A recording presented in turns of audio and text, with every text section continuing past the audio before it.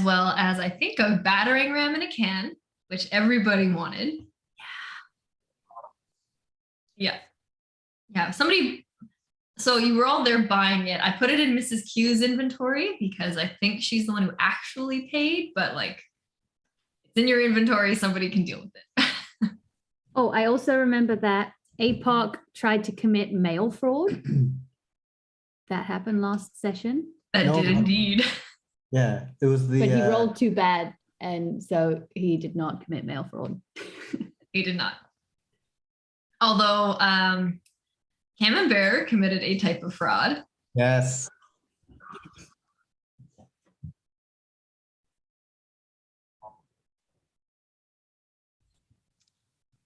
Spin it however you want. But it did work in your favor with a good roll and a third of a forgery kit gone, but you have a couple of forged notes. And then, yeah, I believe you caught up looking for somebody, looking for Pip in a coffee shop. And you all met Tabitha at the Diagonal Alley, and Apoc decided to take on the job posting of being a bit of a potion tester to Mrs. Q's non-delight. Yep, not happy. But Apoc has a bandolier full of mystery potions from the potion maker Tabitha, who was a fan favorite, I think. He's just take all of them.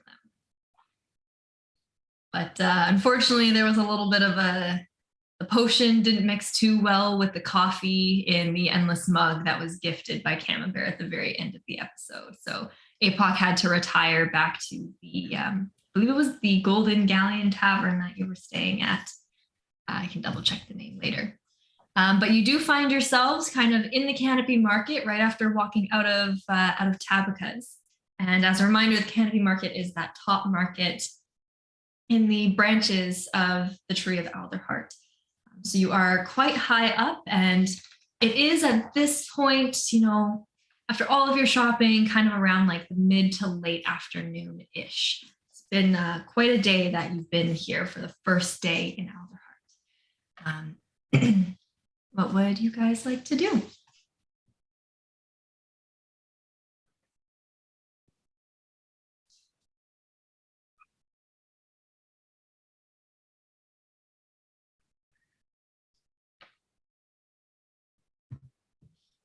We're ahead of Mrs. Q. Dear, I don't know. Where is it we need to go? Didn't you, Basil, find out who we need to talk to? So we know that we need to we need to talk to the magistrate. Yep. In order to deal with anything with the perch card. I haven't told you yet about what Ren told me. Is that intentional? Well, we literally just met up with you. Okay, I'm just curious. So I haven't had the opportunity to tell the group yet. But as far as we know, we need to see the magistrate. Yes. Dace / Martine says them all. Let's go to the mall.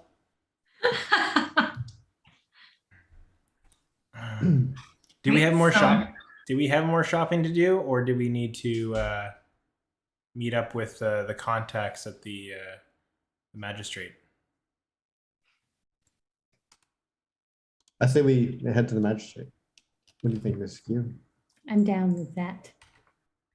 She's picking up the lingo. She's what? Sorry? She's picking up the lingo. The lingo? I'm down with that. The hip kid lingo nowadays? Don't, Mrs. Q, don't strain yourself. All right. So if you wanted to head up to the magistrate and interrupt if you wanted to do anything else, there are, a couple other shops in the Canopy and the Trunk Market if more shopping was what you wanted to do. But to head up to the magistrate, Basil, from your conversation with Ren and even going up to find Ren, that the magistrate's office is located in the very tippity top of Alderheart. which is essentially the council plaza. So you either have to take the elevator or the stairs up. And as you do so, you kind of get that same view that Basil had, where there is a break in the leaves of the branches of Alderheart, and you see the beautiful colors of a setting sun. But you do not see any sign of a horizon line. That's how high up in this tree you are. Wow. And coming up into the main council plaza, Basil, you were here like a couple hours ago. It looks exactly how you remember it. Maybe a little less busy, since it was almost like you got there at the initial shift change. So there are a few folk around who are kind of taking in the sights. You do still see people on guard in front of the Colosseum-like structure where the council is said to hold audience. You do see the barracks where you found Ren walking out of before. And you do see a few other structures, posts, signs kind of around. Again, remember, this thing is huge. So there are a couple other structures, but it wouldn't be too hard for you to find your way over to the magistrate's office. Is it all three of us, or is Cam still with Apoc? I'd come with you guys. I think that would make the most sense. Okay. The tavern you stayed at was still in the Canopy Market, so you could have just walked Apoc to the tavern, tucked him into bed, locked the door behind you so he can't get out again. I assume Mrs. Q would have really got the blankets out to him, pat, and then walk away. Maybe I'll say, as we were taking the elevator up, maybe Sir Basil kind of would have said maybe to the group that while he was gone, he was visiting an old friend, Ren, and that he had shared some news of the magistrate, that he seems to be a very difficult character, and that if we want to get anything from him, we have to play the game, or play his game, and that Sir Basil's a little worried that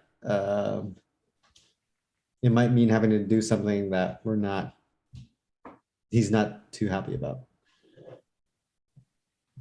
And so everyone gets the idea that this guy is a little shady, and it's not going to be as simple as saying we need help. How shady is he? Is he like most shady people? They're just in it for the money.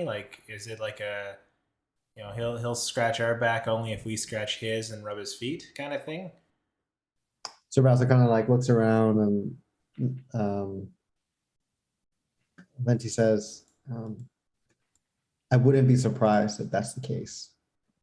I'm just a little afraid of what he'll ask us to do. Well, if there's one thing Camembert is known for, it's a fair deal. So you can count me in. You have my paw.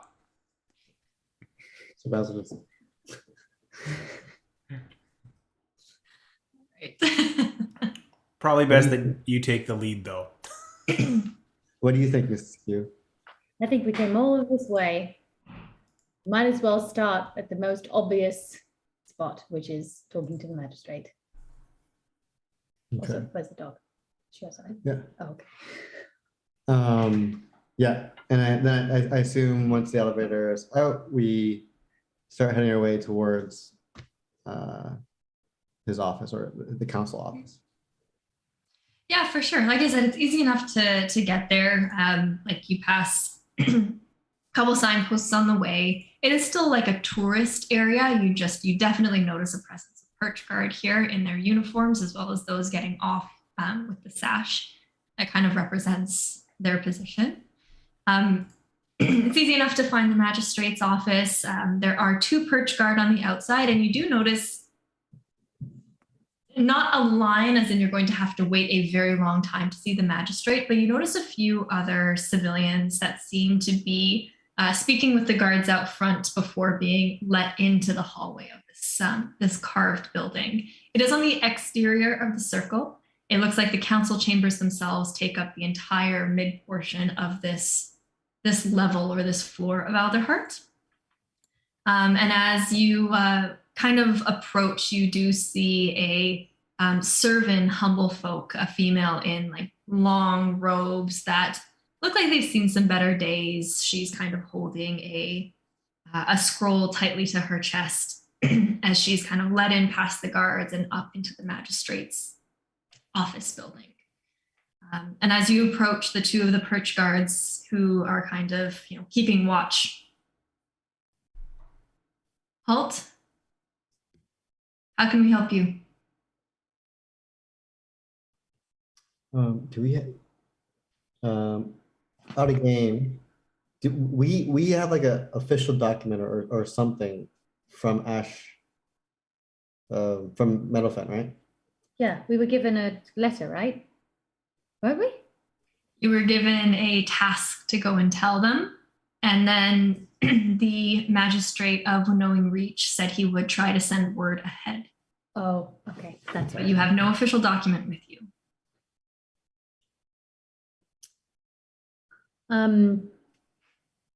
Mrs. Q goes up to the servant and says, "We have come an incredibly long way, specifically to talk to the magistrate, and we have some very, very pressing news and would really appreciate if we could have a short chat with him. We've been sent specifically by the mayor of Ashborough."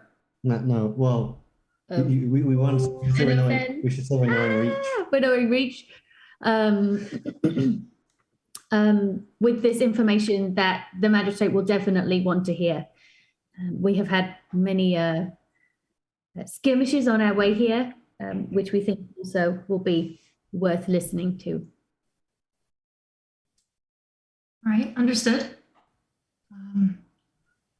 You can't take any weapons with you, so I'm going to have to ask you all to, and he'll kind of look at, Dace's great axe and anybody's daggers that they have on them. You're going to have to leave them here. But there's like a little chest that he'll put them in. Sorry? A quick question. Just curious if we're leaving our weapons with. What's your name, good sir, so I know who I left my my daggers with? Bruno. Okay. We don't talk about Bruno. No. My name is, I haven't seen it yet, so that's the first thing that popped into my head. Well, Bruno, here My name's are Bruno, my I'll watch it. here are my only daggers, and I hand him 2 daggers. Is that a lie? No, I only have 2 daggers. So Basil hands him his giant sword. Just Kind of gives you a little bit of a strange look, but okay. I feel like Dace walks in because he would consider his body a weapon. Dace has a giant great into that chest, that weapon-sized chest that Bruno's holding. lock me up. We'll say that Dace would hand it over just to keep the story moving. Yeah. Dennis can correct me later if he wants. But now that you're close enough and you notice as Bruno kind of closes and locks the chest, they're almost like holes dug or carved into the exterior of this building where the chest is sort of slid into, and you see a lot of other chests there as well, that you assume has weapons stored. Does Mrs. Q give up her pan? No, she didn't ask. Bruno didn't ask, so you wouldn't part an old lady with her walking stick. All I need is your weapons. If you have dagger, sharp thing on you, you understand this is for security purposes. We've had some issues. Absolutely. All I have here is my walking stick and my cooking utensils. Are you lying? Do you have anything else on you, Mrs. Q? No, I think I sold everything. I think that's actually all I have. All right. Bruno will close it, put it in, and then he'll scribble on a little piece of parchment and hand you a coat check ticket. I'll likely be here when you get back, but to make sure you get your weapons. Thank you for complying. So just down the hall, if you go up the stairs, there are a couple others in front of you, just a handful. trust there'll be no trouble. We never cause any trouble. And Mrs. Q walks in. Waddles. So Basil's just like, I fist bump Bruno. He's like pleasantly surprised. It's been, you could tell from his face, it's been a bit of a stressful time, but he's pleasantly surprised by your fist bump. Aw. As you walk in, this place is beautiful. It's almost like a red cherry wood kind of stained part that is just super bright. You can see the setting sun kind of coming in almost like a skylight as you make your way down this hallway and spiraling up this staircase at the very end of it. And you notice the servant woman who walked in front of you is just sort of walking into a door that's also flanked by a guard. As you press the top of the stairs, and you notice a young Quillam couple, more finely dressed, kind of looks a little bit, their clothes are quite colorful, even though they're not quite ornate. But you notice them kind of leaving and passing you as they go back down the stairs. Excuse me.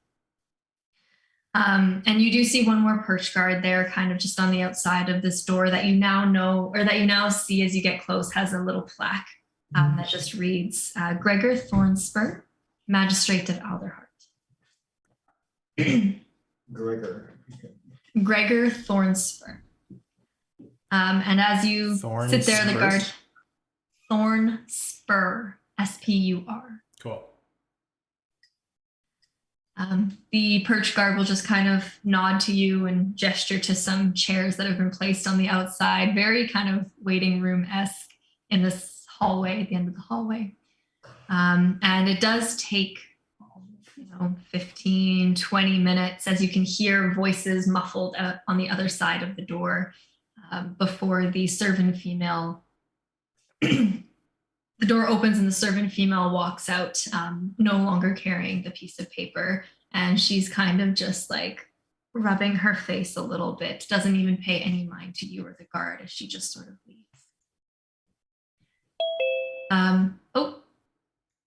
Hey. Hey. Hello. Can you hear me? Yeah. Okay, perfect. Can you hear us? Yep. My goodness. Made it. Everybody got their McDonald's? Yeah, but I didn't realize that. I guess I missed the I was marking assignments, and they wanted to get McDonald's before they wanted to meet up with their friends. So I was driving to the closest McDonald's and they're like, where are you going? And I was like, I'm going to McDonald's. They're like, not that one. I'm like, what's the difference? And then they're like,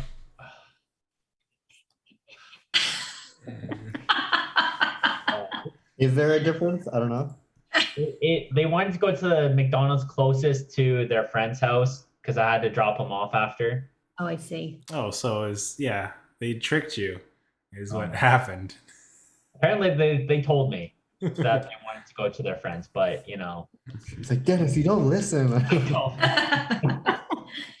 that does mean that you have the apartment to yourself? I do. But then I'm like, can you guys stay until 10:30? They're like, we'll see how the vibes are. The vibes. Yeah, they'll be there till midnight. Yeah. I hope so. All right. So to recap, you what you missed is someone asked you to give up your weapon, so you no longer have your weapons, and we are now walking into a place. Okay, yeah. So we're going to see the Magistrate. Yeah. And you thought he was a sketchy dude. Yeah, I would have told the group as we were going up the elevator to this place that I was visiting an old friend named Ren, who told me or advised me that the magistrate is a little shady and that he might be asking us to do a little something for him in order to get anything. And he probably, Basil would have quoted exactly what Ren said, that we need to play the game in order to get anything. All right. Yeah, that's what I heard from the Zoom. Yeah. Cool. The other thing you missed is that when the guard asked for weapons outside here, you tried to hop in the chest with the weapons because your body was a weapon, but Camembert held you back. These babies. Bringing these guns. All right, on that note, and Apoc has a bit of a tummy ache from drinking too much coffee. All right, so as the serving female like walks straight down the stairs, not paying any mind to you, you get a glance inside this office before the perch guard kind of stationed outside gestures for you to stand and walk in. This office is very ornate and very traditional. There's a lot of carved like scrolling in the desk, but it's very interesting and something that you didn't quite notice in your tavern room, for example. Because this is kind of on the outer rim of the tree, all of the furniture has been carved right from it. So a bookshelf has actually been carved out of the wall itself. The desk has been carved out from the floor. Nothing looks like it could be rearranged or moved, but everything is just this flowing, almost like, that Arizona desert kind of canyon wall. The wave, sorry, is what it's called.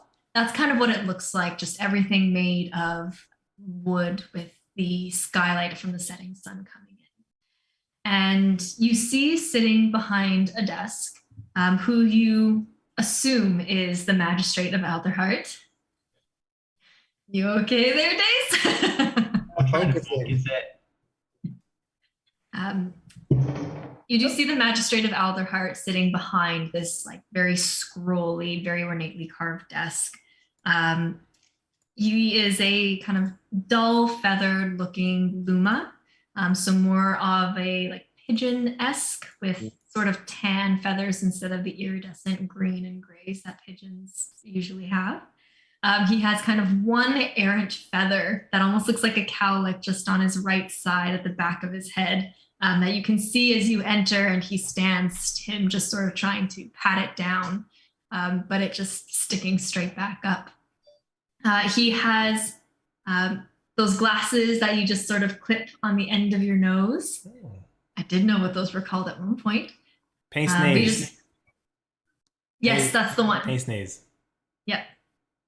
But they just sort of like clip to the bridge of his nose where his beak joins up with the rest of his skull, as he sort of stands in these very regal looking red and green robes that kind of match what you now recognize as like the colors of Alderheart, this deep, deep, deep emerald forest green with these streaks of red and silver kind of coming through. And as he sort of stands to welcome you all. Hello. I'm Gregor, the magistrate of Alderheart. Please have a seat. And he'll go and sit back down and pick up his quill. Are there enough seats for all of us? There are. It's a little uncomfortable in the fact that they can't actually be moved because they're also sort of carved out of the floor itself, but there are enough seats kind of either against the wall or right in front of his desk. Okay. There is enough room if you wanted to stand. Miss Quillam just sits. Yeah. She's I'll tired. sit. I assume Sir Basil to be tall enough, just climbs on a chair and stands. Nice. You're about the same height as Mrs. Q if you do that. How may I help you?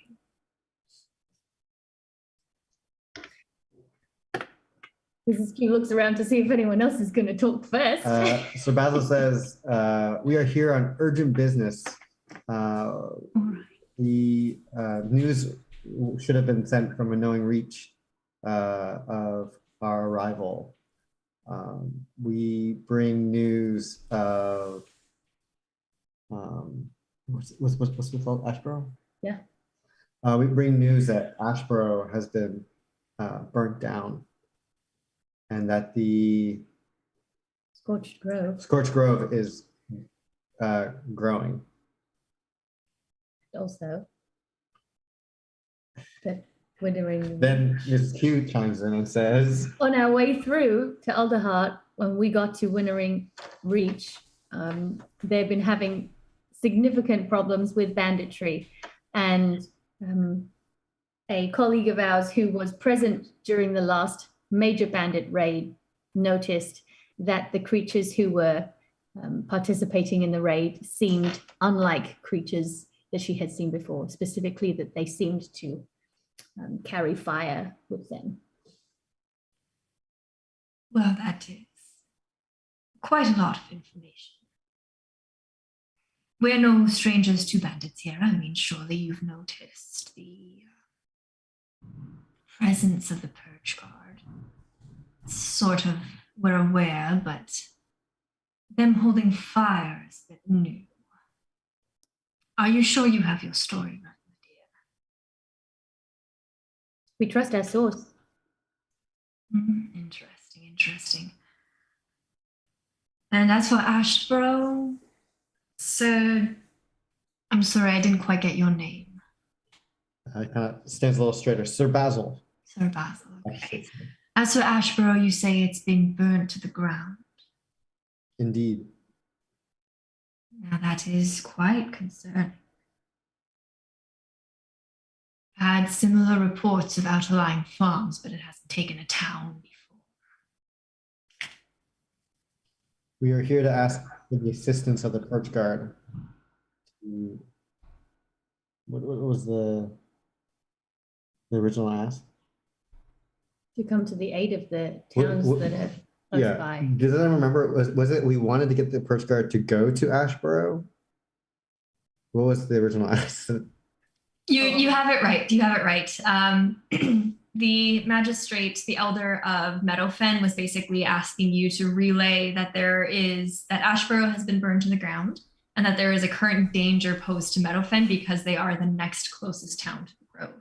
Okay. Also because increasing banditry has been sort of affecting trade routes to Meadowfen. So they've been relying on their own farming, which is now kind of in jeopardy. Okay, perfect. So Sir Basil says, we require the aid of the Purge Guard. Meadowfen, we were sent here by the mayor of Meadowfen to seek aid as with the rising risk of banditry. And now what has happened to Ashborough, there's a lot of fear. We require your assistance. Well, there is a lot of fear to go around, sir. I'm sorry, what was your name again?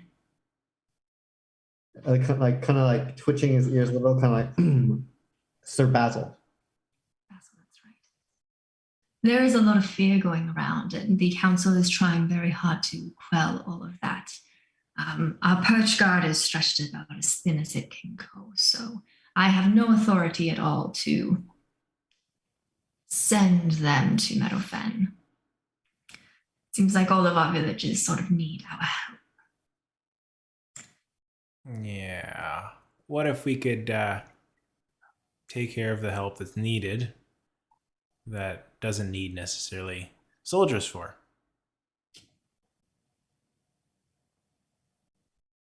Interesting. I will say I have to be fair to my position here in that if you are going to bring this to the council, things normally get seen in priority order. Yeah, the next available slot is, and you see him kind of start checking notes on his desk. I cut him off. How much is the priority spots cost? Good sir, I'm not sure what you've heard of me, but I worked very hard to get where I am, and I'm not about to put that in jeopardy for bribery of that sort. Doesn't have to go to you. Payment to the community, payment to Alderheart. I can see that there'd be value in investment. You quickly jump to bribery makes me think your mind is in other places. Ooh. Go ahead and make an intimidation check. Yeah. What? Oh, wait. There are stats for this. 12.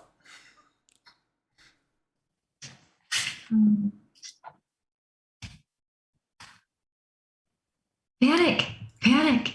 Out of all the tabs I have, I didn't have the right one open. No, I've been there. I also like have my dice downstairs. I'm like, I'll just use D&D Beyond tonight. Okay, here we go. Okay, 12.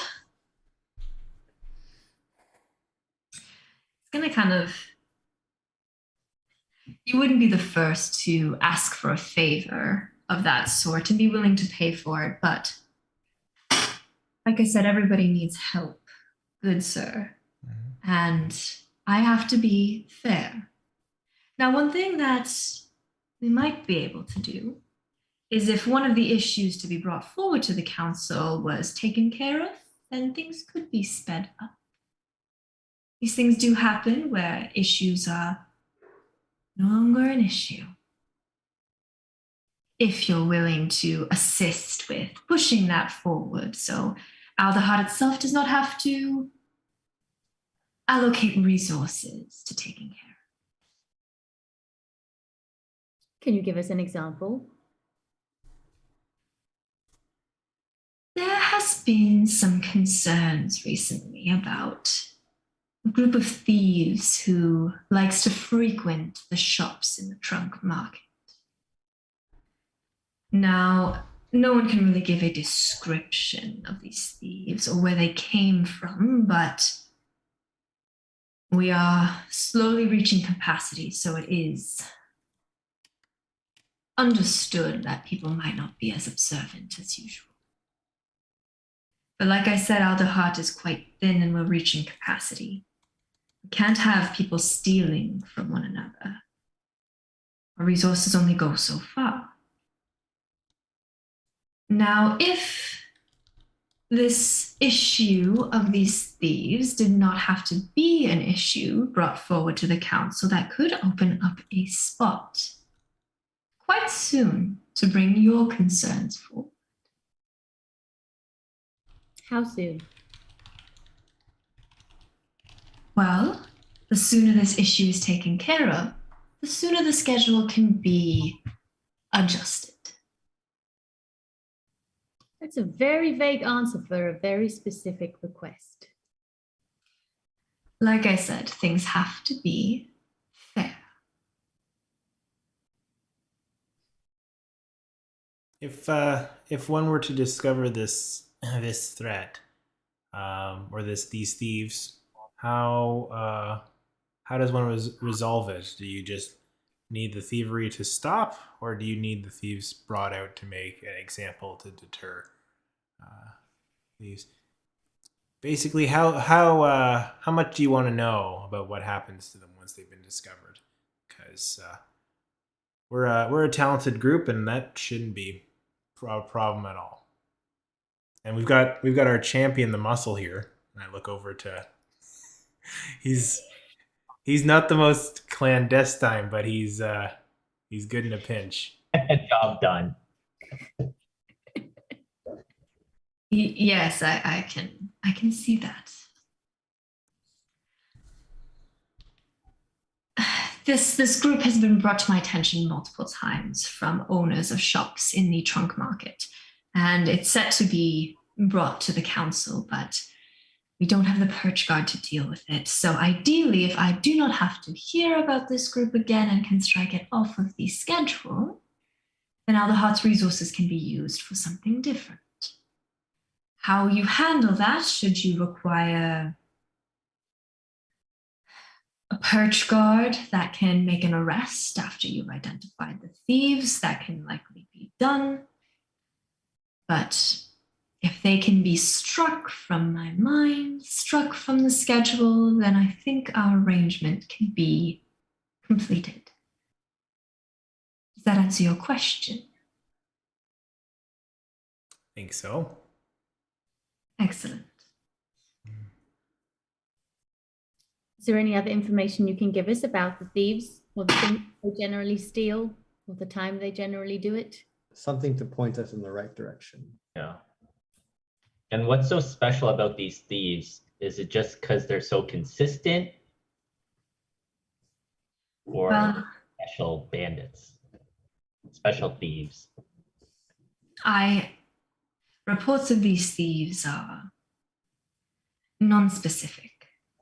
Food is going missing, and that's not something that we can afford to spare. Alderheart is doing the best it can with the resources to ensure all of the refugees are fed, but if our food is starting to be stolen, then we can no longer provide for the people who seek shelter in Alderheart. I know that they're around the trunk market, closer to the lower rings of the trunk market.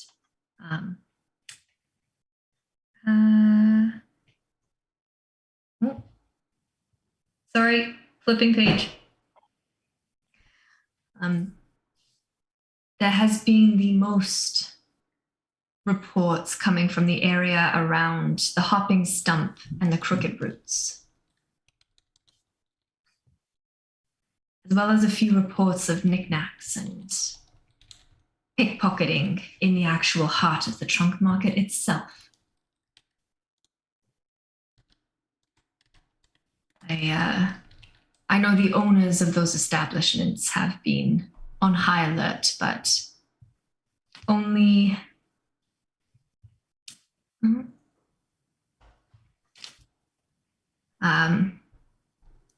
only Kariga, the owner of the hopping stump, has really noted any missing food. What was the name again? Kariga. Kiriga. Got it.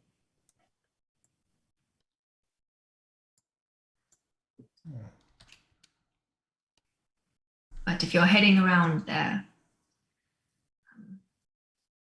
Delilah and Charlotte, a servant couple, they own the crooked roots, probably in the lowest ring of the trunk market. There's also been notes of thievery in that area. Okay. All right. Is that enough to go on? I think it's a start. Mm-hmm. And I trust that this is all in confidence, since your news is as desperate to be before the council. Well, you probably should have started with that. Aren't all of these And things let me... record anyway? Pardon? Aren't all of these things public record? Well, the council decisions are public record, my dear. But if you noticed, I haven't exactly written anything down just yet.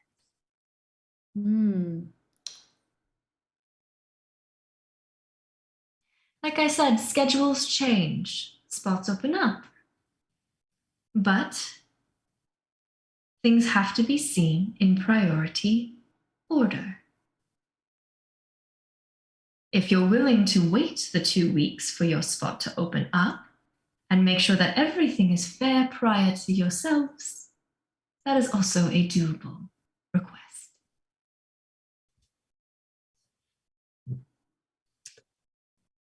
I'm sure we should be able to look into this further for you. Sir Basil kind of leans in a little closer to the table, or to his desk, I said, and he says, by any chance, magistrate, I'm sorry, what was your name again? You can take some inspiration for that. You kind of see, again, birds don't really have facial muscles, but you can kind of see, I mean, they do, just not in the way that we can control like a smile and stuff. But you do kind of see like his whole left side just twitch a little bit, where his glasses almost wiggle on the tip of his nose. Yeah. Continue your sentence. I wonder if you have any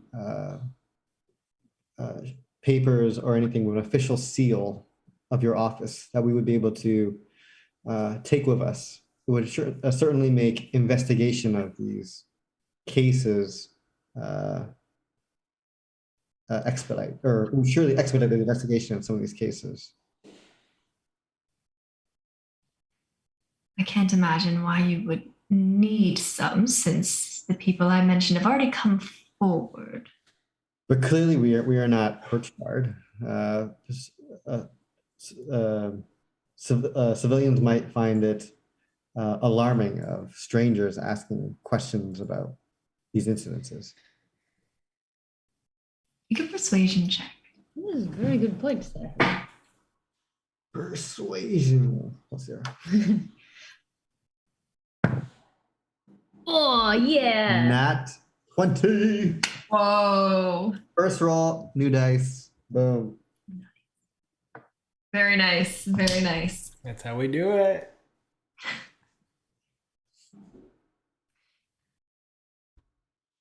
He'll kind of regard you just for a moment, like with the like, oh, my arms aren't long enough. Like this, where he kind of looks down towards you.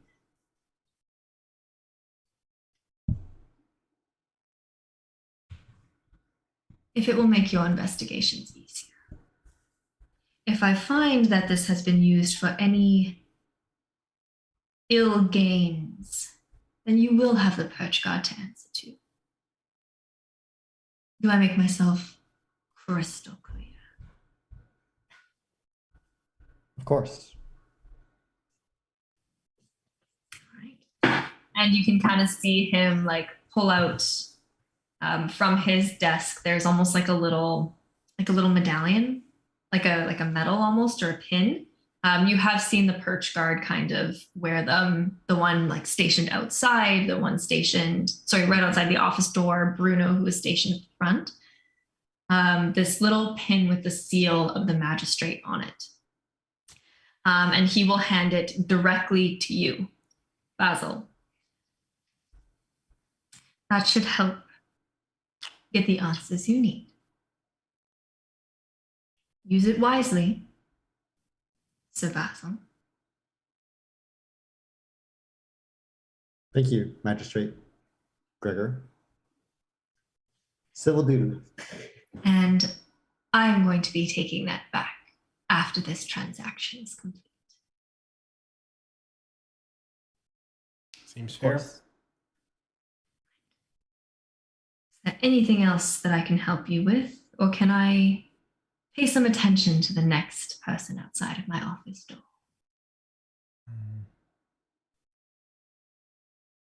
Well, it's a pleasure getting a moment from you, Greg. We'll be on our way. No fist bump. So Basil hops off the chair and he just heads towards the door. Yes, please leave. Thank you. And you can see him. Oh, sorry, Cam, did you want to do something? Is there anything loose on the shelves behind him? Behind the magistrate? Yeah, but like outside of his field of view.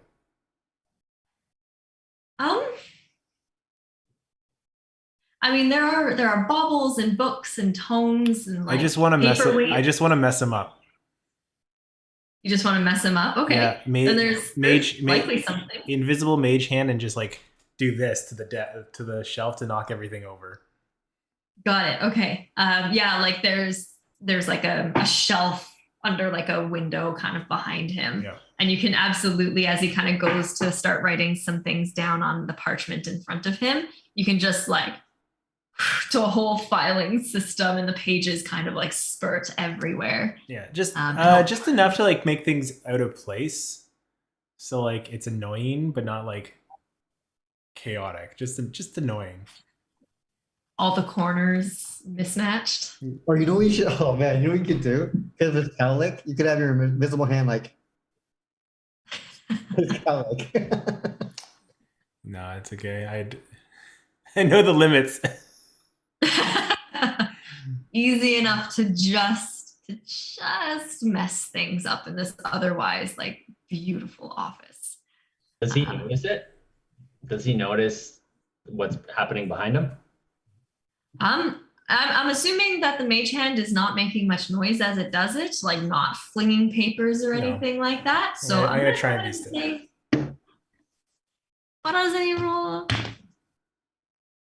You can kind of see him like hear some shuffling as he sort of like looks, but doesn't outright see anything out of place right now. Almost like a like a thing just out of reach that you kind of turn to see. Okay. That's all. I was just gonna, yeah, that's all. You swipe something from his desk. No, it's gonna be like, as soon as he turns away, I just turn his knick-knack 33 degrees off. So it's. I move everything to the left 1 inch. All right. So as you go to leave the office, if there's anything left you want to do, just stop me. But as you go to leave the office, like you notice the same guard outside. You do notice there are another like 2 civilians waiting to see the magistrate. One of them has like an empty scabbard, looks a little bit more kind of rough hewn. You see like a little bit of a healing wound that's been sort of patched up, kind of like an off-duty perch guard-esque with the tattered remains of a sash is what it looks like. And you see him kind of supported by another,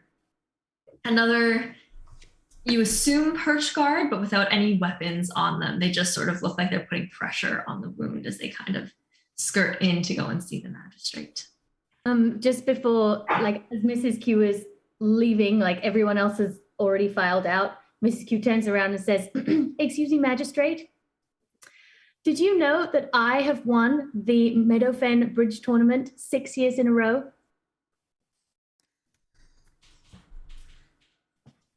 No, my dear. Do you know why I have won the Meadowfen Bridge Tournament 6 years in a row? I'm sure you're about to tell me, but continue. Because I'm very good at guessing people's hands. So please keep your word, because I am very good at playing games.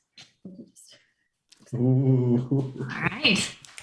I love how Mrs. Q has the last word for all of these super intense encounters. It's amazing. Oh. It's because she's old. She doesn't give a crap what people think of her anymore. I love her. She's who I want to be when I grow up. But yeah, all right. So you're able to leave, walk back down the spiral staircase, back down that beautiful, like red cherry wood hallway. And you see Bruno still there. It's only been like 20 minutes. The magistrate keeps time, but it's only been like 20 minutes. You can easily get your weapons back from Bruno if you want. Hey, Bruno, how much are they paying you for this gig? Oh. Well, I mean, I'm still kind of a soldier, so just soldiers pay. Wait, what do you make a day? I don't know, like 2 gold a day. I take 5 gold out and I say thanks for watching our stuff for us. Oh. That's mighty kind of you. Thank you. Just doing my job. Much appreciated. Pocket it. Kind of like, again, just a very odd encounter, out of the norm of being this high in the canopy, of being like stationed in a single spot. You're catching him off guard. This NPC who just got named an hour ago. But you are back out into the council plaza. What's the plan, guys? What time is it now? Just past. So it's getting into, it's like the mid-afternoon, late afternoon, but as if it was like winter in Ottawa late afternoon, because we're kind of in that general season. So the sun is starting to set, where you're just starting to get these like deep oranges. Still very bright, still very beautiful, but you can tell it's getting a little bit later in the day. Do we fancy having a look around the trunk market with some fresh eyes tonight, or do we want to wait until tomorrow? We can do it tonight. I mean, today. Yeah. Okay. Trunk market's probably busiest after work and kind of before supper. That's kind of the avenue in. A lot of the nefarious stuff usually happens deeper into the evening when people are a little quieter. I'm just saying, if I were a thief, that's when I would generally try and take advantage of people. Not that you are. If I was a thief. If I was a thief. Yeah. Keyword being if. All right. Let's do it. So you're able to take the stairs or the lift all the way down to the trunk market. It's a couple rings down. And if you get off at the very kind of upper limit of the trunk market, you're now kind of getting used to the fact that the street is huge, but the trunk market itself does not just take up one ring. It's kind of an upper, a middle, a lower ring before you start getting to the lowest areas of Alderheart, into those tree root kind of areas. And same with the canopy market, same with the boughs and everything like that. But you exit out into the upper layer. Actually, you tell me what layer you want to exit out into. I saw a hand say go, but Did the magistrate tell us where those two shops were? Which level of the? I think there's the one. magistrate did say. Well, there's one in each, right? There's one in the trunk market and then one in the lower levels. So we can kind of, if we wanted to do, I have the humping stop as the one in the trunk market, and then was it Kiriga the owners for that one, and I don't have the name for the other one. Crooked Root and Hopping Stump. The hopping stump is is in kind of like the trunk market proper, the upper ring, and the crooked roots was the other one, located in the lower ring. And he only named Kariga by name. No, there was Delilah and Charlotte. Right? Oh, you're The right. Crooked Root. You're right. Yeah, so Kariga was the owner of the hopping stump, and Delilah and Charlotte, the a couple who owned the crooked roots. And he said that one of them was on like watch, right? What? Yeah. Since we're heading down, let's start the trunk market and work our way down. Probably the easiest way to go about it. Save elevator rides. Yeah. All right. So out into the upper ring of the trunk market, this is kind of that bazaar area that you were, Sozin's shop, Bobbles and Boops is here. You know that the forge is here where Dace bought his Damascus steel great axe with no added benefit, his cosmetic. And asking around enough and kind of wandering around and being a little bit more familiar with the area, you do find the hopping stump. It is kind of in the outer part, so the outer ring of the trunk market instead of in the main column. It's a modest inn. You do see that it is a couple stories high, so it has been carved out to almost look like a stepwise pattern, 3 or 4 floors. It's got some really big windows on the main tavern floor, some balconies on the upper floors, and you do see a kind of like sign that's been well painted in the window that says karaoke nights starting at 8 p.m. And as you like walk in, you see that it is busy. Like you're getting into an early dinner time here, so people have started getting off of their shifts. Some Perch Guard shifts have changed. There are still quite a few tables available, but it's lively. It's not packed, but it's definitely lively. There is this like beautiful bar, kind of with like a living edge to it that you've sort of seen is more or less the norm in these perches. And you can see that there is a tall, quite tall luma with this beautiful like snow white plumage. It's just like pristine. There's a popped collar that he's wearing on a very low cut V shirt with like a black vest over top. You can see a little like red carnation pinned to the lapel, and the like the old timey 40s cufflinks are kind of rolled up to the elbow as he's just cleaning out some glasses and speaking with some patrons. It's a cool atmosphere in this inn. I'm definitely gonna put on my fedora. Perfect. You fit right in.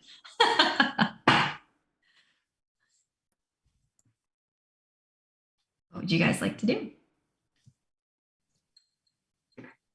Mrs. Q waddles up to the bar to try and get the attention of the bartender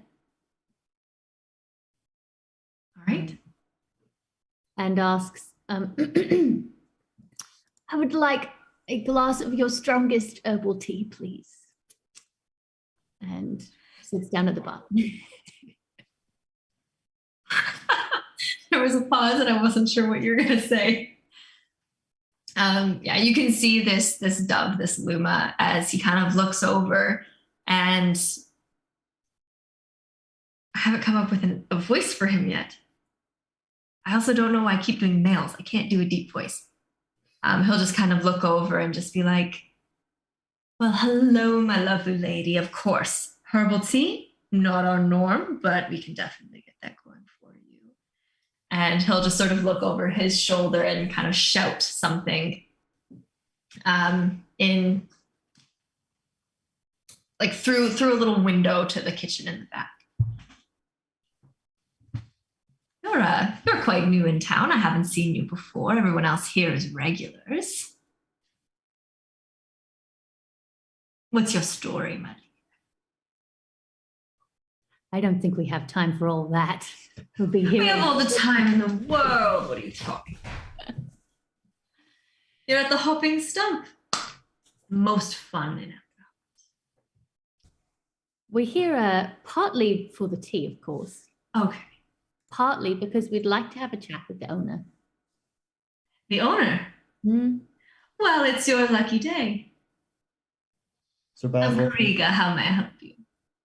Sir Basil hearing that kind of, I guess, either climbs onto a stool so he's tall enough for the bar, or climbs onto the bar so that like he's eye level with the Luma, and says, Kariga, sir, we are here on official business from the magistrate, and kind of like, almost kind of like how FBI like quickly flashes their badge. He just goes away. Yeah, you start saying that, but as soon as you say that, it's like, oh, Kariga, sir, well,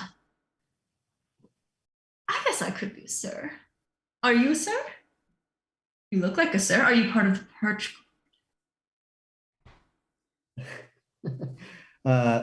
No, afraid not. But you may call me Sir Basil. So you are a sir. Oh, now I bet you that's a fascinating story. Are you partners? Are you together? We're here on It's like a good cop, bad cop kind of situation. We're here on official I business. swear I haven't done anything wrong. Sir. What are you going to say, Basil? Sir Basil just getting the shtick that's happening right now. Just goes on and just says, we heard you've been having some issues with pickpockets and thieves. Yes, of course. A very unfortunate business. The magistrate sent you and this lovely lady here? Are Kim and I further back, like kind of near the entrance still? Oh, Where do you want to be? where do you want to be, Cam? Grace is already on the stage singing away, right? I'm singing tequila. Give me a performance check.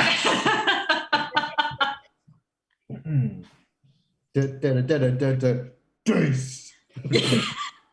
It's 5. I missed the word tequila. You like miss the beat somehow for the single word that you have to do. It's a little rough. It's kind of, you can see Kariga just being like trying so hard to focus on the conversation while also not pay attention to you, but he's trying very hard not to laugh. Mrs. Q looks over her shoulder and says, that one's ours as well. He's a lot more useful than he is talented in his musical skills. Right. You just look at me and I'm just kind of just groove into the music. I have to say, karaoke night has been the best business decision I've ever made. So it's here to stay. Cam, where are you? As much as I want to be on stage doing karaoke, and I've already got a song picked out for when I inevitably make my way there, I feel like Cam would take this serious enough that he's casing the joint, trying to. I would almost say like I am going like circling what I can to try and find points of ingress that might be more vulnerable. Trying to figure out if I were to say allegedly break and enter into an establishment of this variety, what would be the most effective way with drawing the least attention to myself. So I would be casing the place. Cool, yeah. Go ahead and make perception or investigation check. Your choice. Let's hit it with, I think investigation would probably be my 15. 15, okay. So obviously from the outside, you did see like the balconies. This is a multi-story tavern. Each kind of room looks like it had windows. So the windows for those rooms starting like the second story up. So you could imagine that, maybe a climbing critter could have a better idea of, or a better ability to get in, especially to the upper rooms that actually have a balcony and a sliding door. You obviously walked in the front door. From the outside, you couldn't really see anything else upon approach in the front. In the main tavern space here, you know that Kariga shouted to what you assume is a kitchen in the back. You haven't seen like people come out of the kitchen, although you can see like a door kind of tucked behind into the side of the bar. You imagine there may also be a direct door outside of the tavern from the kitchen. You just haven't been able to really pinpoint it. Yeah, I would probably split off looking for that while they're doing their stuff inside. Okay, yeah. And last thing you would notice just is like the staircase up to the upper floor rooms. Yeah, you don't notice any rooms on this floor. Okay, because that's my first thought is if they're stealing food, back door, like service door is what I was thinking. Mm-hmm. Yeah. So you would imagine, because you haven't seen any cooks like walk in or out, but you have seen just the food come out as kind of usual. If you're looking for a door like that, are you going to try and peek into the kitchen? Okay. So the kitchen is kind of like, you have the bar, you have the space where a person could walk in and out, and that's kind of where the kitchen door is. So you'd be able to kind of, get and wiggle to the bar, but as soon as you start approaching the door, unless you want to be stealthy about it, you would be in direct eye line of Kariga. Like moving behind the bar. Yeah, I'm gonna be stealthy if I can. Okay, go for it. 26. Oh yeah, I don't even have to look up a stat block for this. You're stealthy enough that like nobody sees you. And this is a fairly lively bar, but it's almost like everybody is either cheering Day Son or trying really hard to just stare into their cup and wish for the karaoke song to end. Hey. And you're able to like get the door to the kitchen open enough that you can kind of poke your head in. You see a couple cooks, a standard kind of kitchen. And you do on the far left-hand side, see what you assume is a door directly to the outside. So that little service door where, people can just walk out for fresh air. It could be open for fresh air. But otherwise, the kitchen's kind of like unassuming. There's nothing special. Okay, I'll do that. All right. So we'll hop back to Mrs. Q and Basil. Is this a good time and place to talk with you about some more details, Kariga? Well, if you're asking me, my dear, this is the best place ever. But if you're looking for something a little more private, to discuss in quiet, just let me see if I can get somebody to tend the bar, as it were, while I speak with you. We can take one of the empty rooms on the first floor. And he'll kind of just flag over a waitress to sort of take over and just grab a key from behind the desk and lead you up to an empty room that they have on the first floor of the tavern. Cam and Dace, I'll leave it up to you if you want to join them. You will see them walking across the bar. Okay, Dace joins. Cam, you stay on the main floor. Okay. So Korea will kind of lead you into this room. It's a modest inn, nothing too special. Just gets the job done for people who want to stay. Have a seat. I mean, it's really, one chair, the bed where like 5 of you can sit kind of deal, but there's nothing formal about this at all. So why would the magistrate be sending a sir, a lovely lady such as yourself, which I still don't know your name, and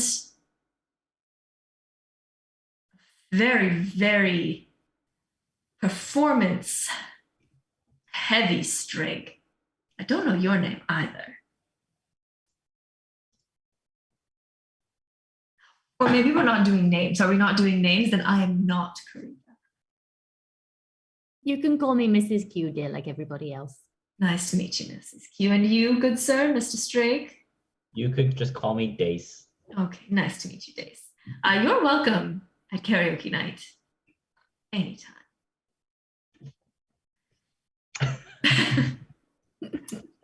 Sir Basil says, well, clearly, owning such a fine establishment as this, the magistrate has put your case as top priority and has sent obviously the best to look into it for you. Is that so? Well, of course.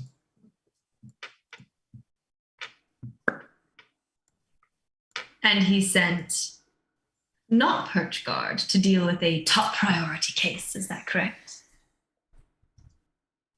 Sir Basil kind of like leans forward and don't worry, mate. You don't have to answer if you don't want to. I'm just pulling your leg. Of course, I know my case is not top priority, but it's nice to see that the magistrate cares. So, what is it you need from me? oh my gosh. We'd like to know a little more detail about the issues that you've been having. When have they been happening? How long have they been happening? What kind of things they're stealing? And if they're coming at certain times, if they know your, like if it seems like they know like your delivery days and things like that. All very good questions. It's happened a couple times, I will say that. They've mostly stolen food, so they definitely seem to know when our supply comes.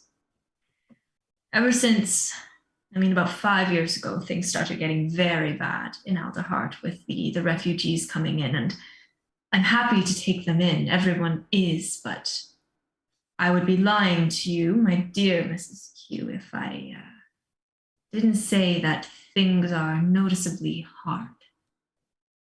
Few dishes we haven't been able to serve because we haven't been able to get the supplies for it. I have tried to drop my prices as much as possible to make sure that I can feed as many people as possible, but I still have to be able to run this inn, and when food is stolen, it becomes very hard. It's never been much, but... And you can actually see Kariga from this very flamboyant, bubbly personality really try to starting to get a little bit like it's tough to describe what's wrong, because you almost get the sense that he doesn't want to put blame on anyone, if that makes sense. He's trying very hard to just be kind. It's been things like, fresh fruits, vegetables, a loaf of bread here and there. I know some patrons have said that they've been pickpocketed, but to be perfectly honest, I don't know if I truly believe them, since by the end of the night, they've had so much to drink that it wouldn't surprise me if they dropped a couple coins on the way to pay their tab. But the food is tough. Has anyone ever seen any of the thieves? Any of your workers? Well, when I was offloading once, I don't know if the workers have seen them per se, but when I was offloading once, I definitely saw, at least I believe I saw a small gerbine running away. Quite small, as in smaller than you, good sir. No offense at all, no offense at all. None taken. I know what it's like to be a little bit past average height. This guy is extremely tall, like Kariga's tall.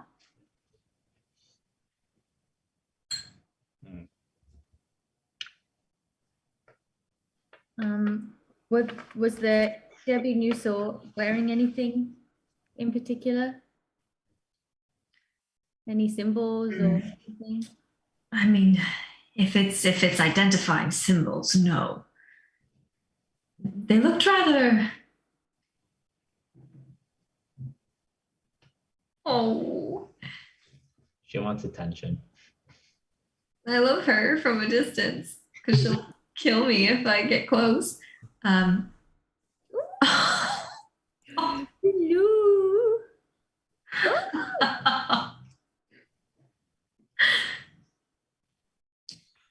They looked rather. They looked rather ragged.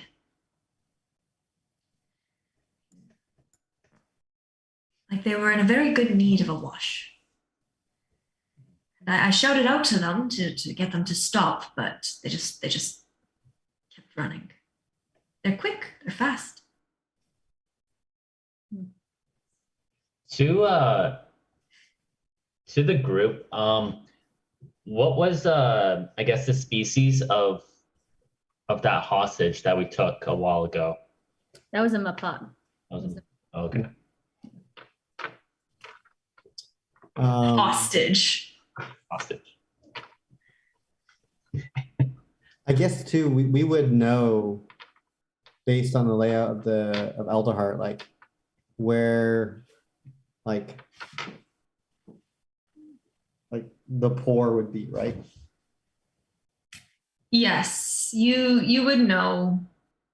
Particularly, well, it wasn't as bad when you were living here, Basil, but you've been gone about 20 years. Cam, you would probably know like a little bit better since you've been here a little more recently. The Alderheart kind of goes the very rich at the top of the tree, all the way to the very poor in the roots. And you know this area of the roots to be called the underfall. So even when you were speaking with the magistrate and he was saying the lower rings were also reporting thievery, based on what you know of Alderheart, the trunk market is like very close to the underfall. You have to pass through the neighborhood of the Bright Hollows, where Cam, you went earlier today, but that is more of a neighborhood, not so much of a shop. It's also built kind of on the outside of the trunk as opposed to the inside. So it seems almost like the trunk market and the underfall have a direct link through this neighborhood.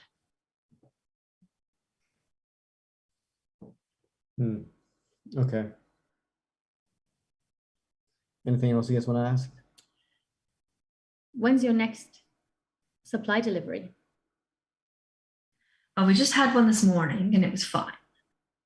We likely won't get another one if trade is still going the way we expect it. We likely won't get another one until about a week from now. Okay. Do you know of anyone else who's been having problems? Other vendors and retailers in the area? I mean, us owners, we talk, my dear, and some people are quite frustrated, but others are not as bothered. People seem more frustrated with the fact that it's happening as opposed to that it's actually happened to them. But I do know that I was with uh, Delilah and Charlotte from the Crooked Roots when we went up together. All right. They're in a bit of a rougher neighborhood closer to the Underfall. So if you are going to visit them, please just keep your hands on your coin purse. I'd rather you spend the money here, obviously.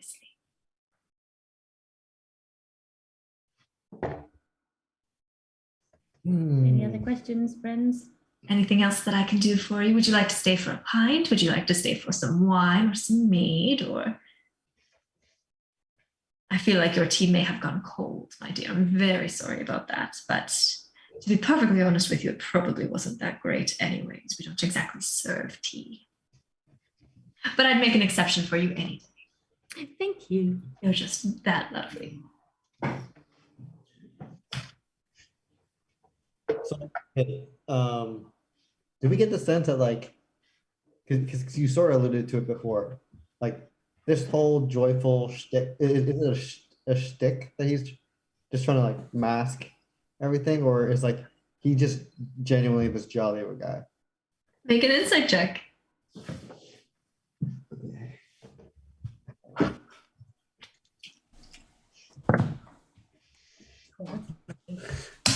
That's a 10. A 10?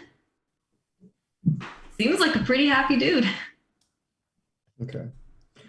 Sir Basil says to him, for someone who's had all these incidents happen to his establishment, you seem quite joyful. Doesn't quite fit the bill. Surely you're not suspecting me of robbing my own establishment. In order to investigate, we can't turn down any leads. Just Well, do due diligence, of course. Oh, I understand. Sir Basil, don't you worry. Like I said, I haven't done anything wrong. I truly love this city, and I don't know what's going on outside of it, but clearly things are not good if the refugees are. There's such a steady stream. It's not great for business, it's not great for the city, and it's not great for the refugees. But here we are. Just got to make the best of it. Well, karaoke definitely helps. I think so as well. In which we cut back over to Camembert, who's still in the karaoke bar. You see a Vulcan who has decided to take the stage after Dace, and they are like pristinely singing like oh boy, a Journey song, one of the classic karaoke ones, I'm assuming. I don't know, I've never done karaoke. Is there anything else you wanted to do before this conversation finishes up? How much time do you think would have passed? I'd say they've probably been talking for maybe like 10-15 minutes at least. Okay. If I have like like if I was able to kind of stealthily work in, find a quiet spot, maybe a dark corner, I would like to take out some of my paint. And as I'm like working through mostly the black paint, I'm gonna change Hugh's color to like a dark tone, and basically, okay, little buddy, I'm gonna ask if you can maybe find a perch somewhere quiet and keep an eye on this place. Let me know if anything happens. Signal to me, or if I get a little too far, let me know if you see anything suspicious, and I'll kind of like tuck him into a dark corner where he can hang perched. Trying to like watch the service door was the plan. He was coming in. Yeah, okay. Easy enough to do. So you can get him like, you have to kind of get him into the kitchen if you're still inside instead of outside. Yeah. But easy enough, carrying your stealth roll and everything, to just crack it open. Yeah, like there's basically a tree, little hollow. I'm trying to set up a security camera. Yeah, love it. Absolutely love it. He's a tiny bat, right? He's quite small. Yeah. So easy enough for him to find a little hollow in the kitchen where he can kind of watch like the kitchen door, see through the window into the dining room just a little bit, as well as the service door. If I need Easy you, enough. and if I need you, I'll come get you. So stick to the job, and you'll be safe. And then once I'm done that, I'll kind of wander over to the karaoke hall. And then I'll leave it at that. Okay. He'll like just wiggle his nose to show he understands, because I don't know what noise bats make. So we're gonna go with nose wiggles. Yeah. And yeah, he can take up post. Team interview. Anything else you wanted to do? No, but when he was talking about fresh fruit and all that being stolen, it kind of reminded me of Apoc and his apple stand. And I kind of want to pitch to the group, like maybe we could make like a fake apple stand as a what's the, for a better word, like a it's not a stakeout, it's a Sting? a sting, yeah, a sting operation. I think that's not a bad idea. I like it. Yeah. Maybe Apoc could get us some of those tasty apples. If we put him in charge of it, I think we're Mhm. more likely to get robbed. What was the name of the tavern where we stayed? I don't remember. I didn't write it down last week. I assume maybe just as we're leaving, Sir Basil says to Kariga, if by chance you remember anything else or you notice anything, we are staying up at the something tavern. What's the name of the tavern? The Golden Galleon. At the Golden Golden Galleon, Galleon. You should be able to find us there. And then exits the door. Sounds wonderful. So you're staying there like the whole week, or just a couple days, or? I think that rather depends on how things go down here. That's fair answer. That's fair answer. Well, I know where to find you now, so that's really good for me. Well, thank you very much for your time. And I hope your karaoke is extra fun and mostly good. We'll be back. Welcome anytime.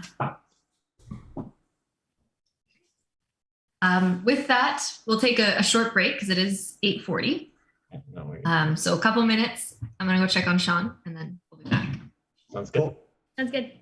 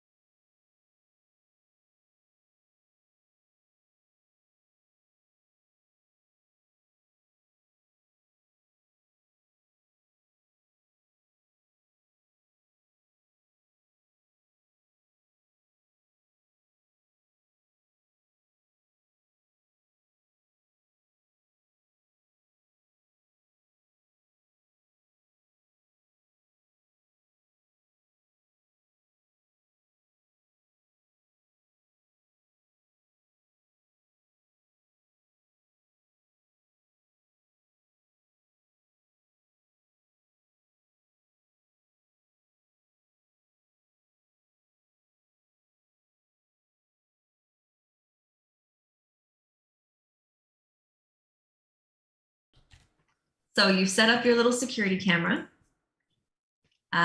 You have finished talking to Kariga. What's the plan? We talked about setting up an apple cart. And it's right around like what, 8 p.m. ish? It's getting closer to that. I mean, you probably spent maybe like an hour total in the hopping stump. So it's 6:37-ish is kind of where we're at. Oh wow! So you were up on stage early, Dates. Karaoke isn't Yeah. supposed to start late. Yeah. You got to really hit the stage at the when the crowd's just feeling it. They've had a few drinks. I'm assuming you guys have walked down to, I don't know, just talking to some random stranger in the club. Yeah. I feel like you've all come back together now. Yeah. This is cute. You know what? For all the times that I've known you, I've always wondered how a sweet little lady like yourself would do on stage. And I know you've got a beautiful voice. Would you care showing us what you got?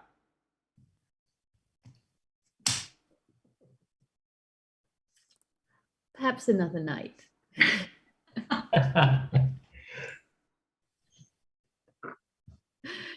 Mrs. Q doesn't like stages.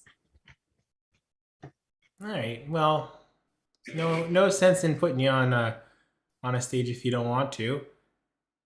Basil, how about you? You a singer? Secret singer? I don't even know how to answer that. Secret musician?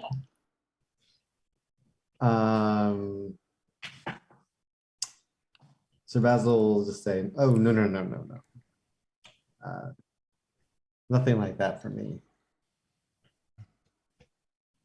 A night wouldn't be caught performing an act like that.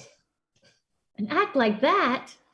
What do you mean by an act like that? Watch it be like he says that, and then like a couple minutes later, he's on the stage.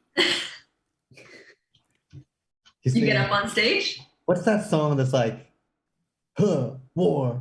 What is it good for? Absolutely nothing. Sing it again. God, y'all. Make a performance check.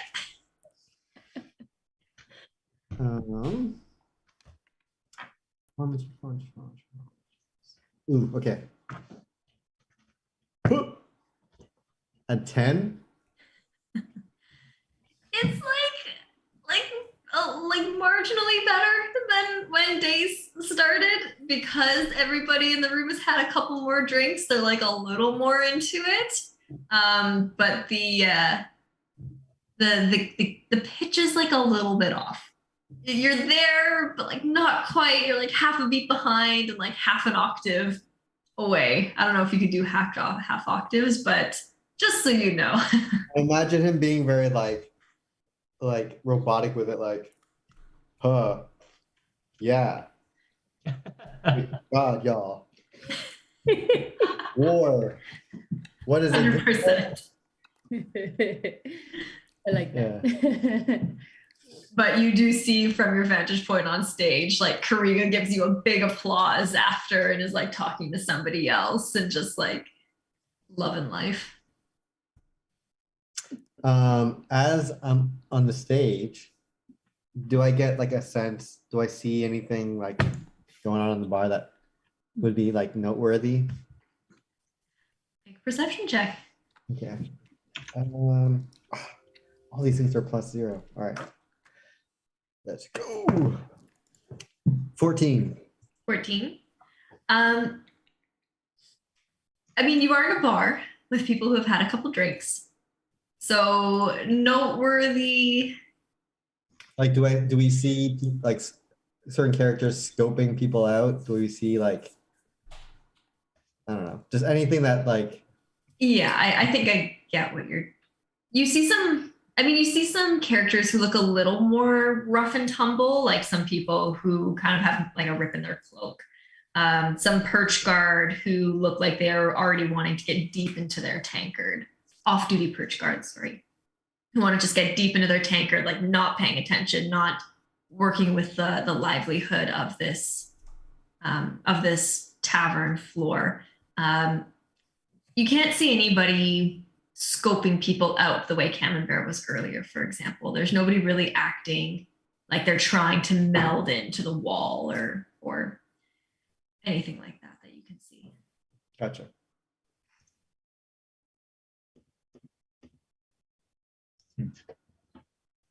As you get off stage, there is a younger Corvum, kind of like lighter hair with a couple of her girlfriends who just kind of gets up on stage. They each have a microphone. They each have, they don't even take whatever magical voice projector boxes there are. They just have like a cocktail in hand to get up on stage, and they just start singing a very like off-pitch version of like girls just want to have fun kind of situation, that sort of jam. And they're just like linked arms around each other having a time as you get off stage. But the crowd is going crazy after a robotic performance versus a very soulful performance. Well done, Basil. You captured their hearts.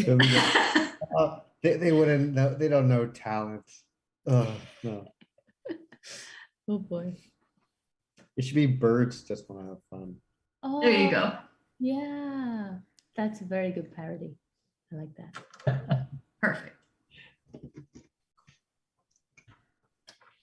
Mrs. Q, I come up to you and say, I think you did such a good job. Takes a lot of bravery going up there and doing something. You see like his that. ears just kind of like sink down a little, like, thanks, Mrs. Q.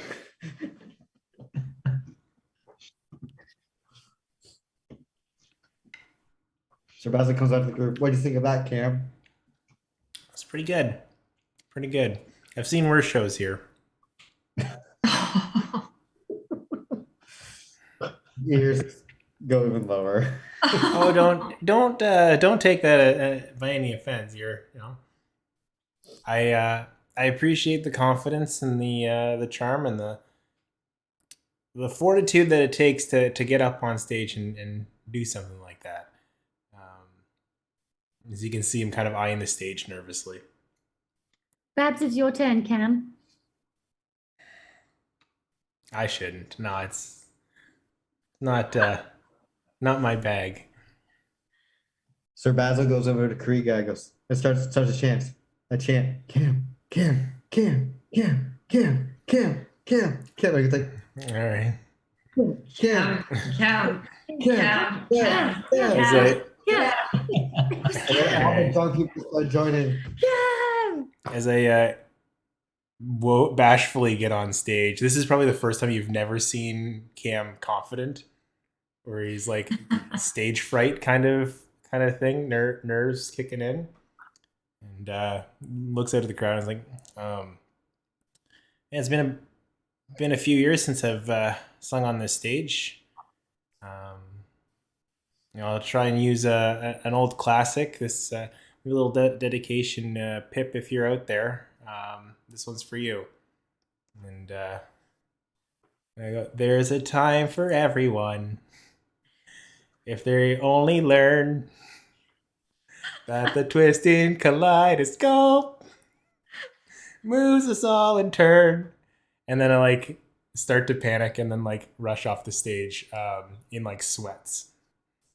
Oh no. Can Mrs. Q like imagine like if you've ever seen the Lizzie McGuire movie and she goes to run off the stage. That is a pull, Georgina. Friend is like, no, stay, you can do this. This is what Mrs. Q is gonna try and do with Cam, to try and be like, it's okay, keep going, you're doing great. Don't give up. To the wild outdoors. And I just keep finishing up the song. Do you want to do a performance Oh yeah, check, Cam? absolutely. That's 17. Ooh. All right. There's like, before Mrs. Q kind of pushed you back on stage, there was like you could hear a pin drop in the tavern, and you hear just one kind of errant like Before you get back up on stage and just like blow them all away with this like soulful rendition of your song to Pip. And at the very end, along the same lines, there's kind of just like a stillness before all of the drunk people start like banging their shoot, I forgot what the big mugs are, tankards onto the tables and just like shouting like cow, cow, cow, cow. You see Kariga behind the bar. That is actually just kind of like very impressed. I feel like Cam would get so lost in it all. He would also be chanting Cam and be looking around. Like, who are we chanting for? Perfect. Mrs. Q, as he gets off the stage, goes and loops his arm and like pats his hands. Oh. It was just beautiful. Oh, And thanks, walks him back to the group because you look thanks, a little off. Mrs. Quillam. All right, guys. So as the evening starts to move on, what's the plan? Do we fancy a trip down? Is it too late to go to the The crooked route? Lower level. I mean, that's a shop, right? So they might be closed. So it is also a tavern and an inn. Gotcha. let's go. Excellent. Karaoke take 2. Maybe. I Right. think we can try. See what we can find out. Okay. So as you exit the hopping stump, Kriega will kind of give you a wave in between talking to some of the patrons at the bar, and back into the main ring of the trunk market. It's getting a little bit later, but you're still around that like 8 o'clock mark now after some karaoke that you've performed and stayed for. It definitely started early. Dace was the guy who got up on stage and just started singing before the band was even ready, sort of situation. That just kind of kicked it off early. Never want to be the first person. Well, Dace ain't afraid of that, I guess. And even though it's getting a little bit later, the trunk market is still buzzing. Like it's a very active place, especially because of the influx of refugees that are trying to make a living in their tents. This is very much a bazaar sort of place. But you make your way down the lift or the stairs along the outside, down to the lowest level of the trunk market kind of district. And although it's the same kind of feel where it's busy, it's bumping, there's a lot of people and a lot of things going on, by the time you get to this lower level, you do start to notice a pretty significant difference. There is it's very bright still, very airy, very trunk market-esque, but you don't notice the brightness of the clothing here. You notice a little bit more of a dull color, a little bit more of travel clothes or travel weary people in this area. You notice some taverns, again, kind of built into the outside that are not as grand as the hopping stump was, and certainly not as grand as the Golden Galleon where you're staying in the Canopy Market. They are kind of motel-esque, single-story, maybe 2-story taverns and inns that are just trying to cater to people who lost a lot and don't have much. Mm. And as you kind of make your way around, start to explore a little bit more, you do end up finding the Crooked Roots Inn. It has a wrought iron sign that kind of hangs outwards. It's very beautiful. It's kind of got some twisted sort of vine-shaped patterns that form the words, the Crooked Roots. But you definitely notice that the windows are in need of just a good wash, a good scrub. The paint on the windows that state the Crooked Roots needs to be kind of redone. Definitely a little bit of upkeep that seems to have been neglected, but it is still very bright, very lively when you walk into it. Maybe not quite as flamboyant as the hopping stump was, but there are quite a few tables. Most of them are full. You see most of the people here are more wearing the travel cloaks, more carrying packs of their belongings. And some of them are kind of digging into the dinner that's currently being served. You see, excuse me, you see a very tall gazelle-like figure with very elaborate horns, kind of dressed in a very, very plain colored tunic top with a little bit of green embroidered around the sleeve cuffs. And you see a very, very, very large muskox looking servant who is kind of wearing almost like a similar uniform, except their tunic is kind of the opposite. So green with almost like a tan embroidery around the cuffs. And you can see that they both have little aprons tied around their waist. The musk ox is behind the bar, just trying to keep glasses filled and take some orders. And the gazelle is sort of very daintily and lively walking around to deliver your basic kind of meat and potatoes sort of meal. And as she sees you, it's just take your seats, whatever. Hello. Is this a place where? Is this the place we have to like go to the bar to order, or are you gonna come around? Oh, I'll come around. Don't worry, I'll come around. Just you can sit. Right. And she'll just kind of rush over to try and empty her tray. I guess we go pick a spot, Yeah, assume we find a table somewhere and preferably like off to the side, maybe where there's not lots of other people, take a seat. if that's possible. Booths are preferential.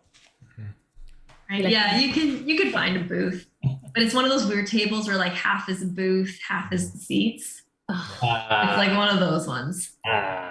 Don't worry, Dace. You can owl spread on the booth. Feel free. I put my wing over you.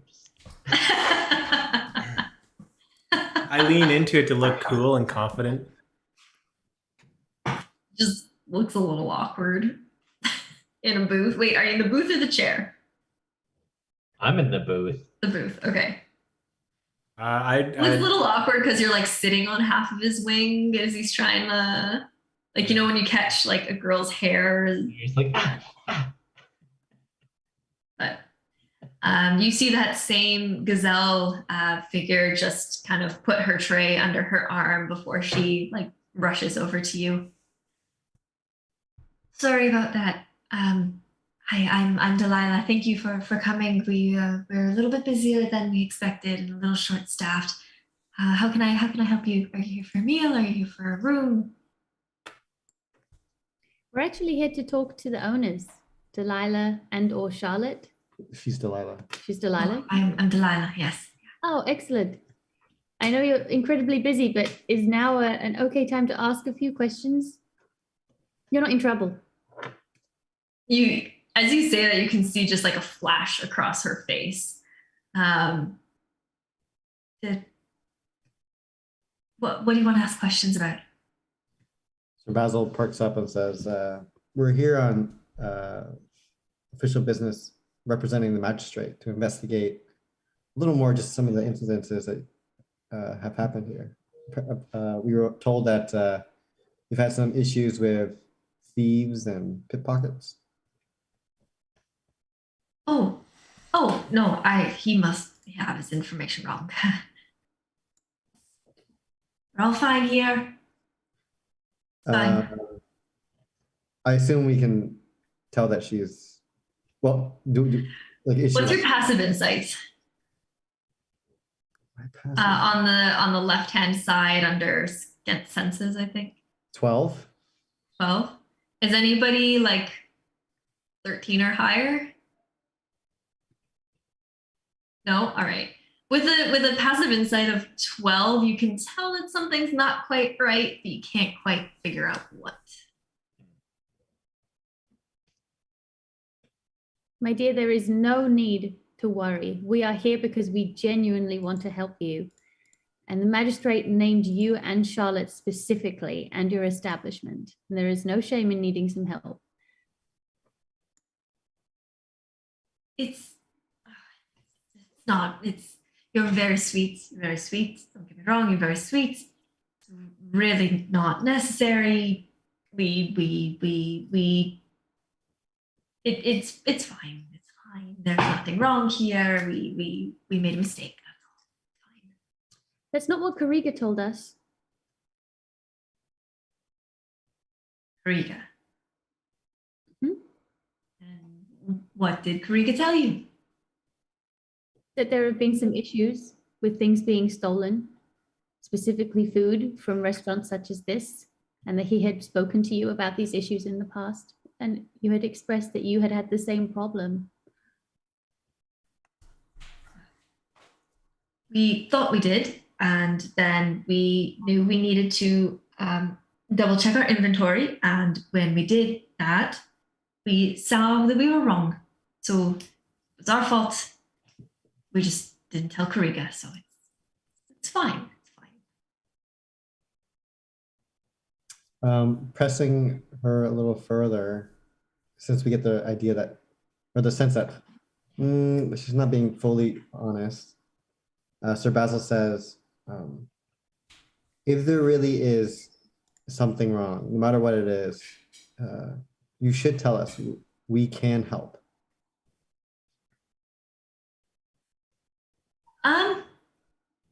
Okay, there's gonna be two things here. Basil, I'll get you to make a persuasion check at advantage because of Mrs. Q's help. And then I would like everyone to make a perception check for me, please. But we'll deal with the persuasion first.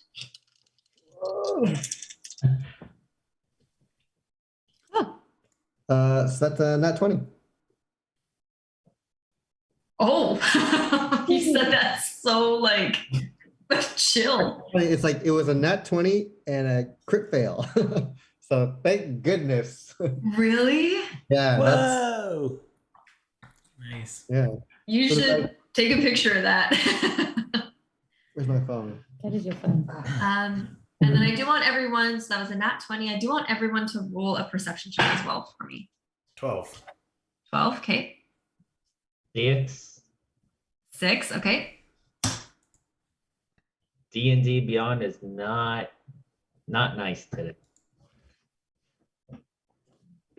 5. Nice. Perception check for me, Basil. Oh.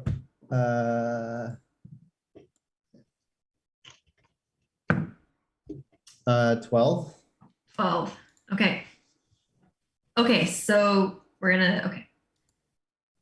So first and foremost, Basil, as you kind of say this, and you can sort of see Delilah like shifting kind of from foot to foot, wringing her hands a bit, almost subconsciously. I get that you can help, but it's not the problem that you think it is. I get that you can help,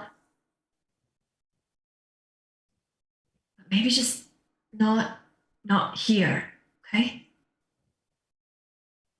Do we see where she's looking? I was gonna say with the perception check, and Cam and Basil were both 12, correct?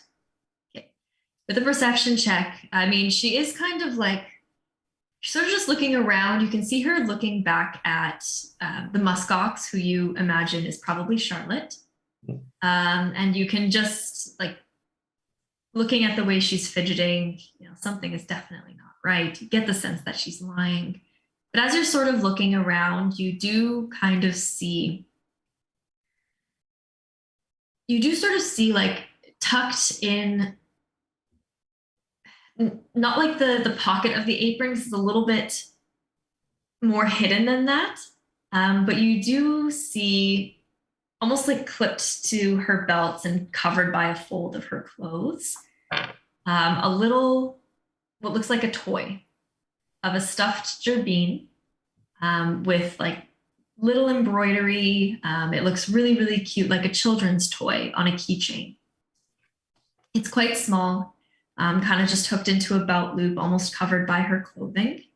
And as you look around a little bit more, Cam and Basil notice this.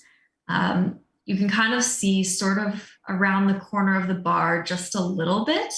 Like you almost, based on where you are, you get the sense that there are like colored pencils, like a little box full of colored pencils or of paintbrushes, Okay. colorful things.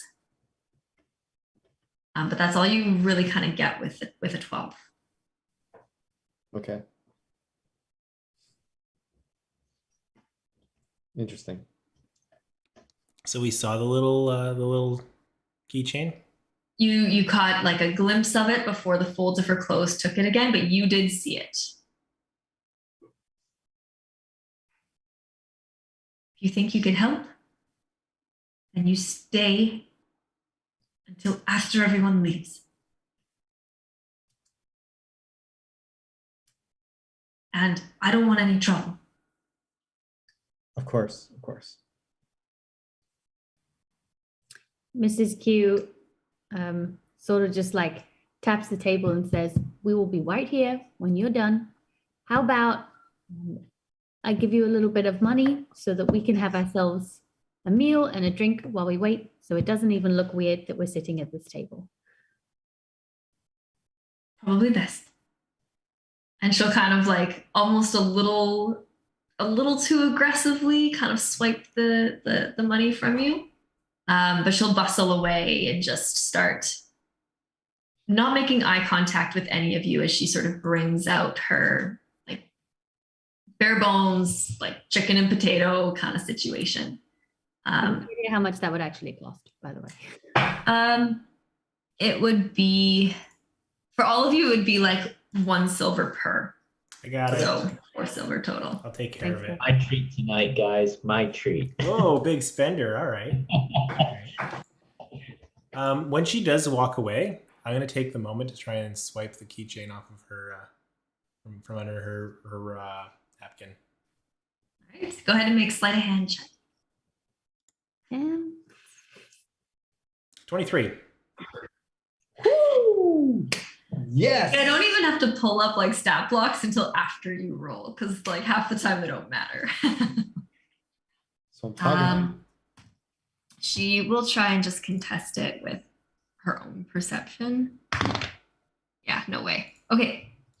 Yeah, so very deftly, you're able to just like swipe it off of her like belt loop. And you're holding in your hand exactly that. It's a little like felt gerbine. Just a little toy, kind of fits in the palm of your hand. Can I cast Identify on it while I'm waiting? Sure, yeah, you can cast Identify on it. You take the 10 minutes while the meals are coming out and everything. It is not magical. Mine's a 1 minute one.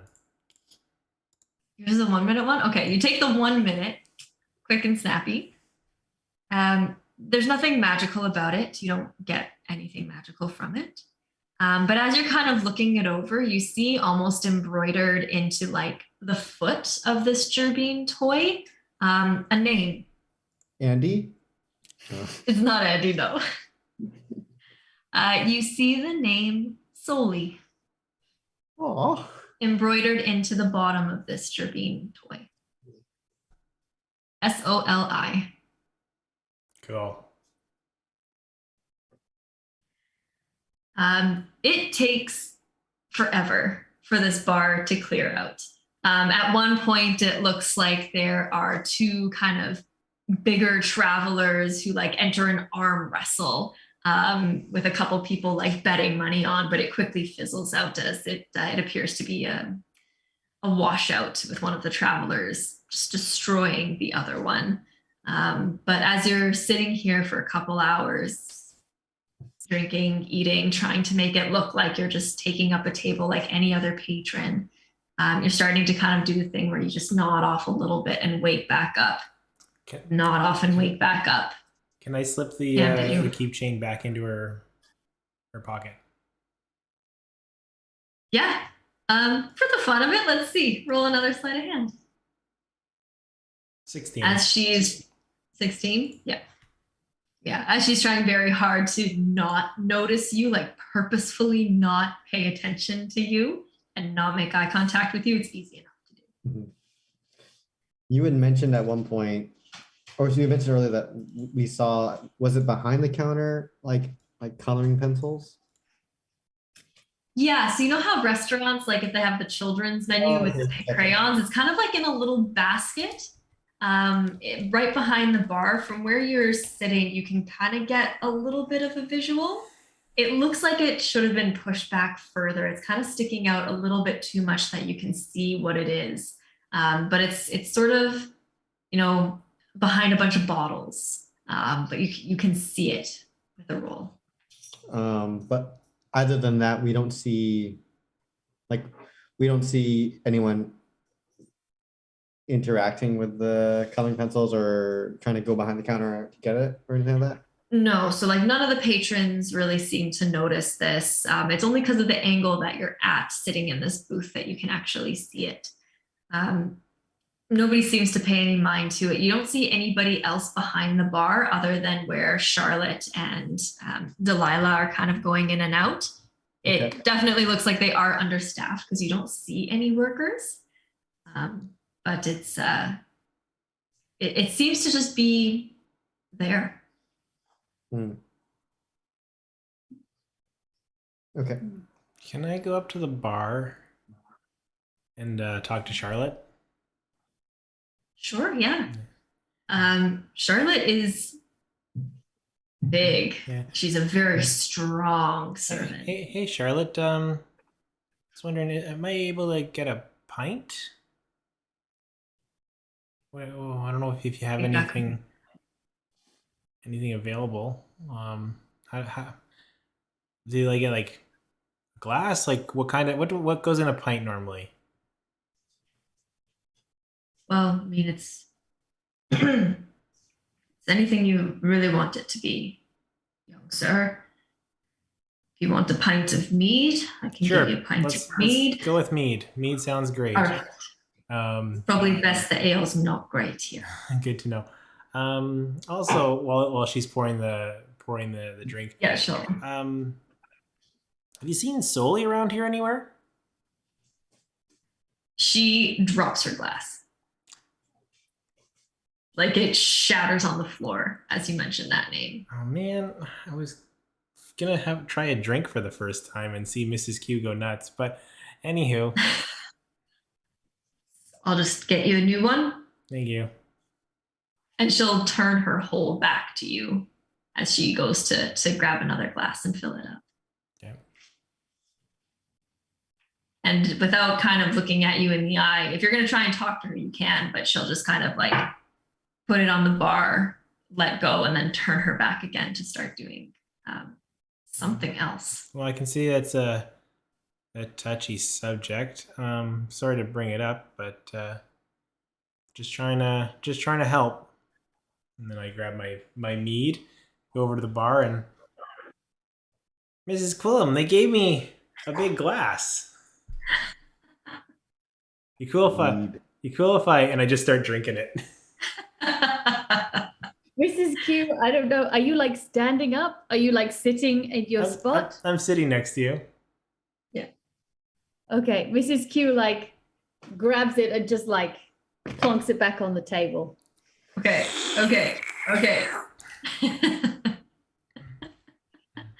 Cam is quite young, right?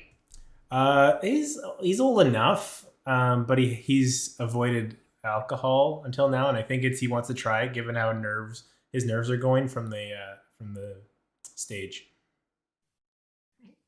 How about you give me a Constitution saving throw? Nice. 3.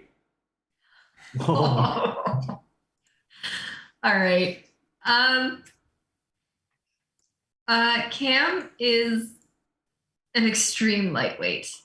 He starts yelling out, Soli. I'll leave it up to you what you do with the fact that Cam is like extremely tipsy at this point in time, just having had like half a pint of mead.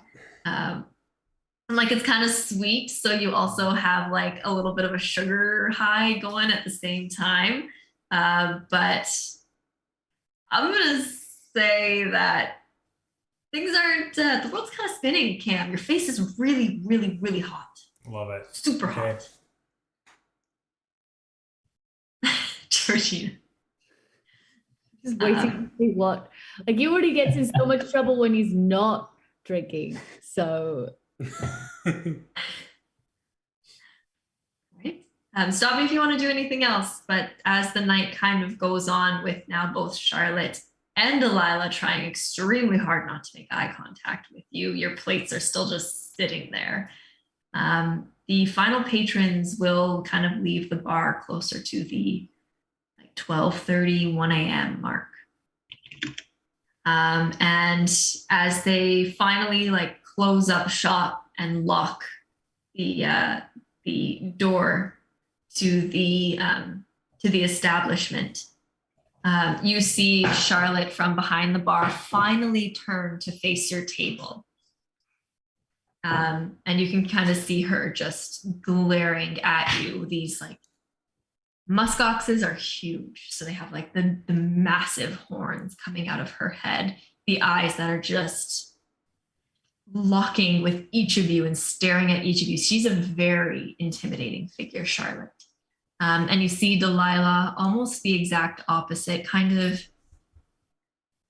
exhausted, just sort of leaning up next to Charlotte across the way, staring at all of you, very, very anxiously, kind of like picking at her fingernails, her talons, her claws. Gazelles don't have any of those. Just like hooves, kind of like picking at her hoof nails, let's say, and like tugging at her sleeve.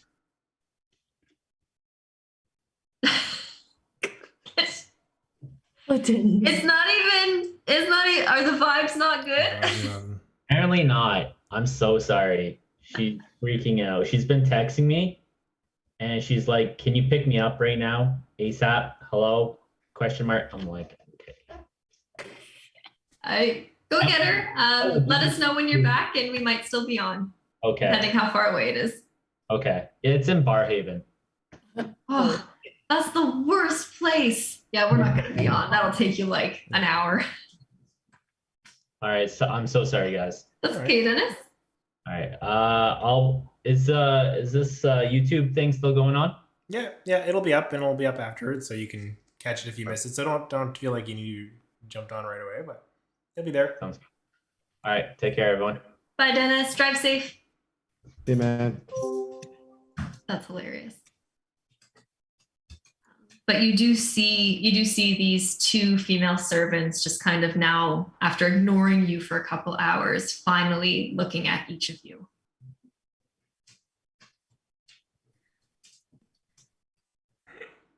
And then Charlotte is kind of just going to, almost like a growl in her chest, which is an odd sound for a muskox. What do you want? Mrs. Q turns to Cam and says, what exactly did you say to her? I would like some more mead. It's pretty good. Sir Basil just turned. I'm assuming maybe like because they're waiting for so long, maybe he's just like, rather than sitting down, he's just like leaning up against a wall or something, because he was just kind of like twiddling his thumbs, waving. And he just says, as we mentioned before, we're here to help. I got the sense that there was something you weren't telling us before, but we've been patient. And if there is something that is there something that you have need of, we can help you. Yep, we can help. We can help you. Mrs. Q just sort of pats him on the head and then on the mouth.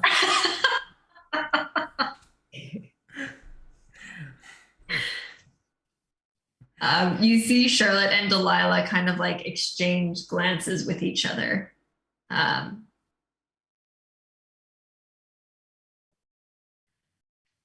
Delilah said that you would say that.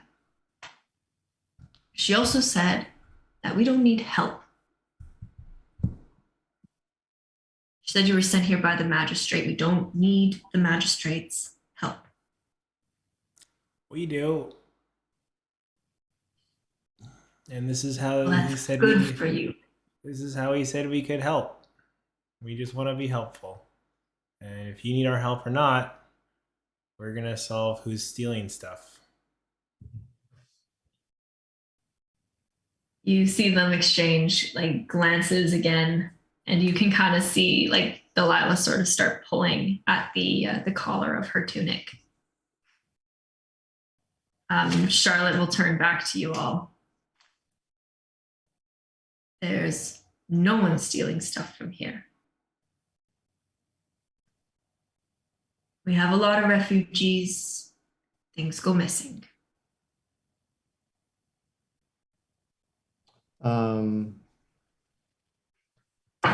Sir Basil will. How do I want to do this? He's going to maybe he's leaning against the wall, maybe playing with his pipe.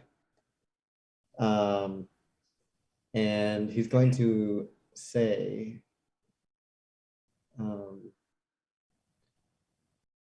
we know that there's something you're not telling us. You have nothing to fear from us. It's best if you just be honest.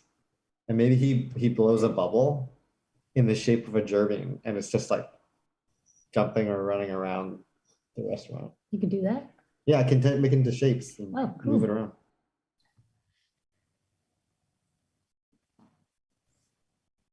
As you do that, and you make this gerbine bubble form just start hopping around, you can see Delilah almost like startle, sorry. And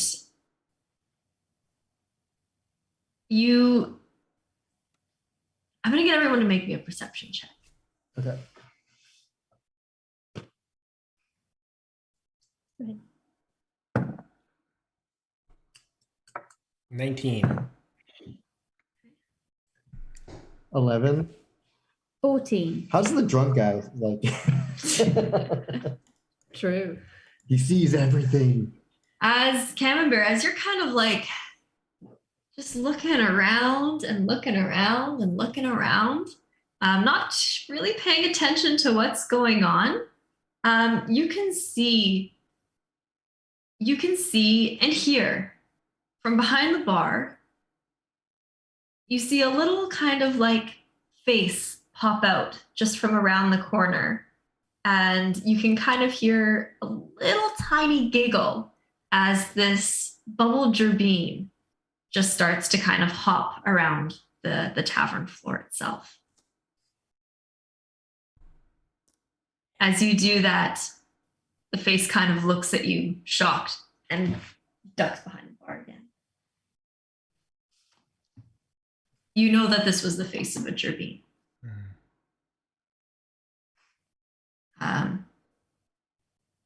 As this happens, you can kind of see as Delilah startles and Charlotte kind of like reaches out to grab onto Delilah's hand, almost as a keep it together kind of motion.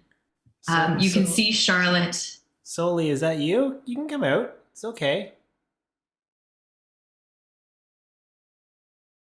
You see the head kind of poke out one more time as Charlotte like slowly pulls out on top of this counter a like beautiful scabbard dagger, kind of unaware of what's going on with this gerbine. You need to leave. There's no Soli here. You need to leave. Sir Basil. So I assume Okay, after Cam called out Sully, would we have seen Sully then poke his or her head out again? Not with your perception rolls. Okay, so all I can see is that Charlotte's getting aggressive. Yeah. Yeah, and it seems like Charlotte and Delilah are pretty focused on all of you.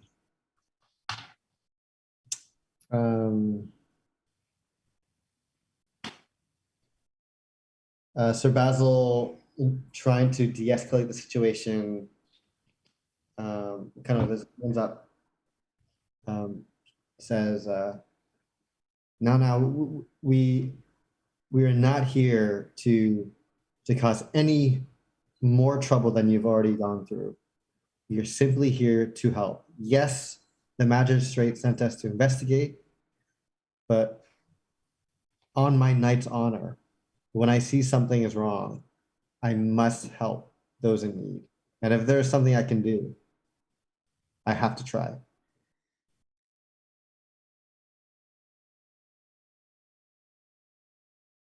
Well, that's just good for you. But as you can see, we're covered. Is the bubble thing still hopping around? I think so, yeah. I mean, I haven't I think it lasts for like 10 minutes, right? Something like that. Let's see. It'll be long enough, even if it's just for a minute. 10 minutes unless someone pops it. Yeah. Camembert, you slowly, unless there's something you want to do, you can see this little gerbine slowly start to creep out from around the bar and just start to reach out to try and touch the bubbles. And in one motion, as this gerbine like pokes the bubble, there is a popping sound as all of the bubbles pop at once. And with the tension in the room, you can see Delilah and Charlotte jump, their attention finally seeming to go towards this tiny little gerbine.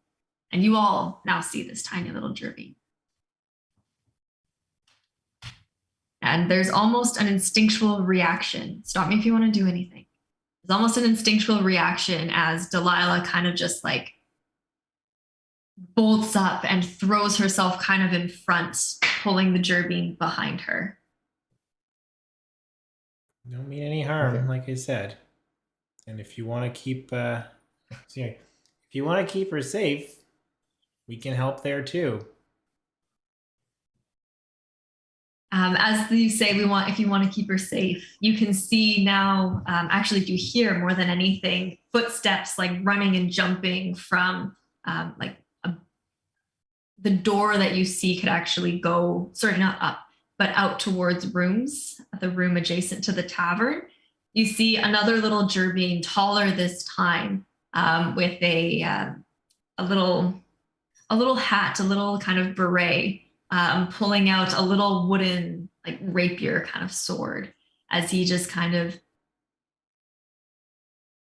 she's gonna be safe, sort of holding it in front of you. And you can see Delilah and Charlotte just like, as they start to realize that the gig is kind of up. Okay. Do I recognize this? You go ahead. Oh, yeah. No, go ahead. What do you want to ask first? I just want to know if we recognize her. This gerbine. Gerbine. So the gerbine that just came down the stairs, it looks to be a young male. And you don't recognize them. They are quite young. Mm-hmm. Like they're very small. They are about Basil's size, but Basil is quite short. But you get the sense that they are quite young. Their clothes are a little bit ragged, more of a travel cloak. Not very colorful, not very childlike in any way. Sir Basil kind of trying to make himself look as not intimidating as possible. Like takes off his helmet so you can see his gerbine face, and he says to the little gerbine in front of him now, "Why, that is an impressive sword you have there. You yourself must be a knight of Elderheart. So impressive. I know how to use it too. I bet you do.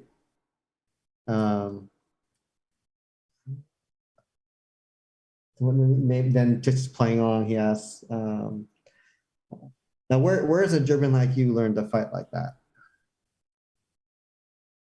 Well, I've had to. And you can kind of see Delilah and Charlotte just, shh, no.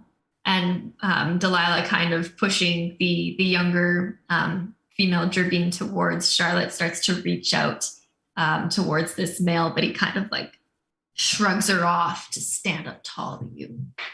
Sir Basil kind of like pulls his hand out to assure Charlotte and Delilah, like, it's okay. And he says,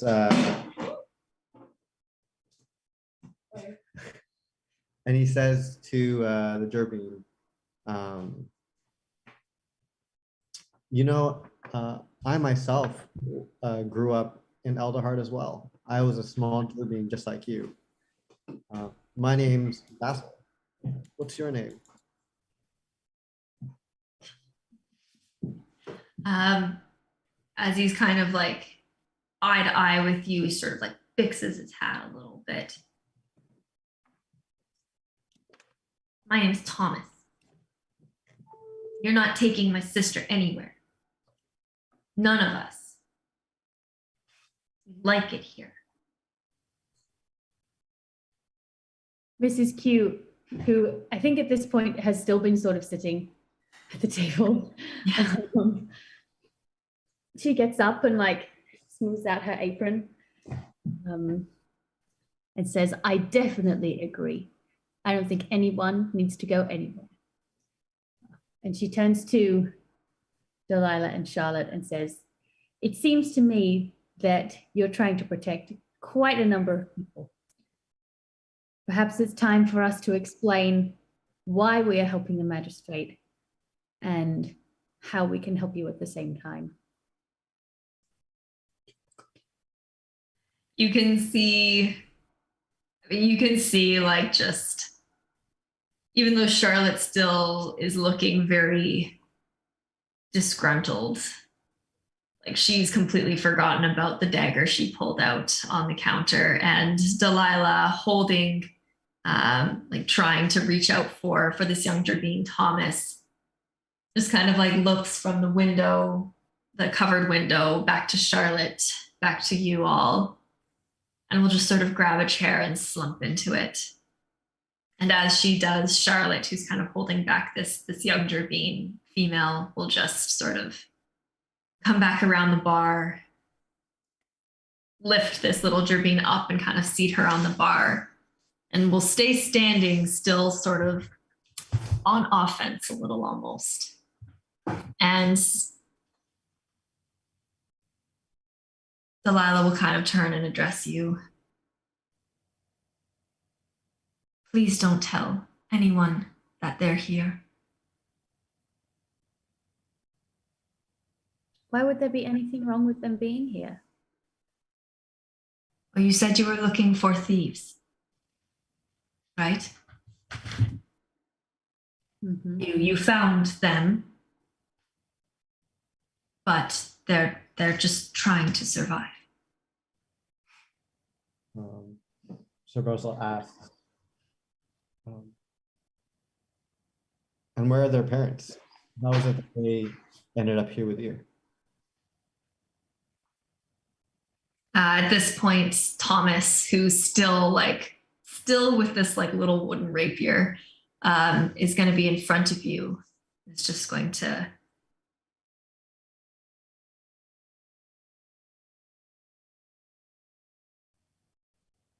They died. That's what Charlotte said. There was a fire, and then we were here, and then there was a sickness. And at this point, Basil, you see kind of from that same doorway, like two more heads sort of pop out and kind of scurry almost behind Thomas. Two more young Gerbines. And Delilah will kind of just look at all of you. Refugees have been coming into the city for like 5 years. All the fires and everything. And this place used to be better, but been taken over slowly. And a couple of years ago, you put a lot of people in one place and things don't go too great. And there was a bit of a cold that just ripped through everyone.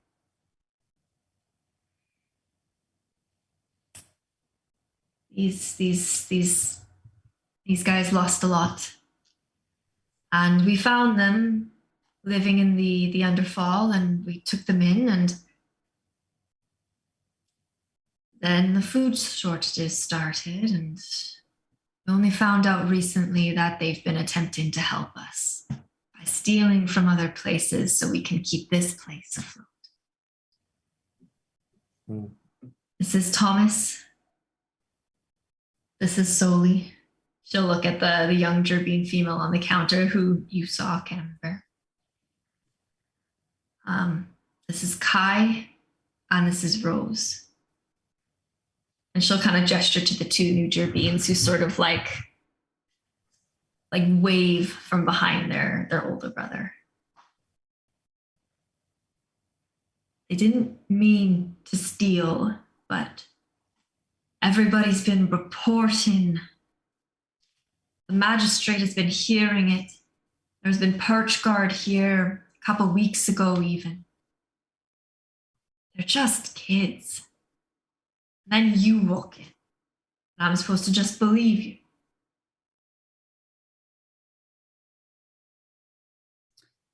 Mrs. Q, she waddles over and gets on her knees in front of the kids and says, wow, you guys have been very, very brave. And now you found a really good place to live. Charlotte and Delilah are going to take a really good care of you. And they have everything you need, so you don't need to take from anybody else.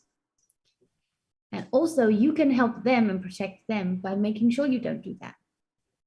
That's the best way to be a knight and to be honorable, okay? I'm going to say, just for the fun of it, you're addressing like the three of them, the three little ones. One's still on the, So there's Thomas, Kai, and Rose who are like on the ground, and then Soli who's kind of up on the counter. I'm by the three that are on the ground. Okay. Thomas still has his rapier out because he's a very brave young Gerbine. So I'm going to ask you to make a persuasion check. You can make it at advantage because they are children. I borrow. Well, Thank you. Ooh.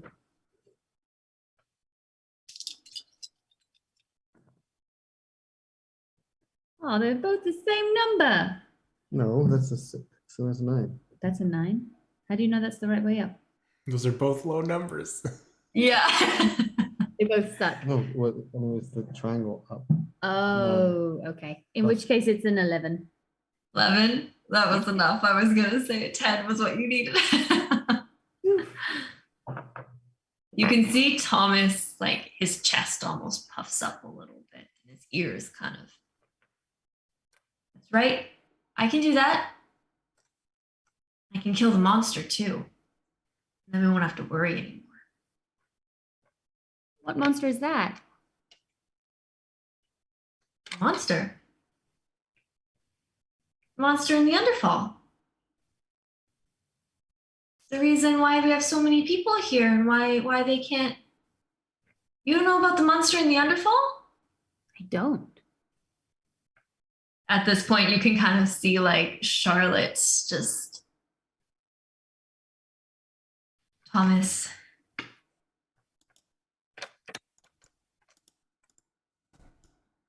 You want to know the real problem is, I mean, he's not lying.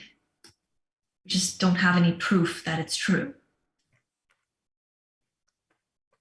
But folks around here, we had our regulars that kind of went missing.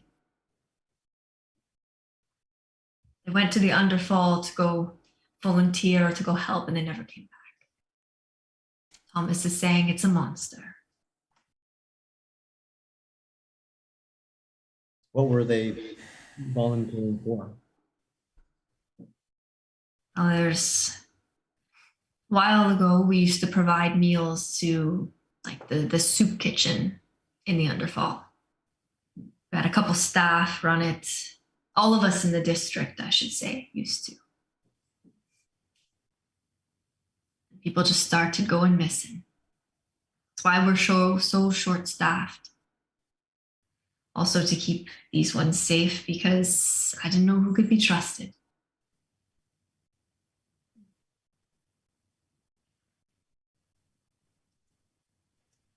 But Thomas is not going to go fight any monster in the Underfall. We've told the magistrate about him before, but we have no proof it exists.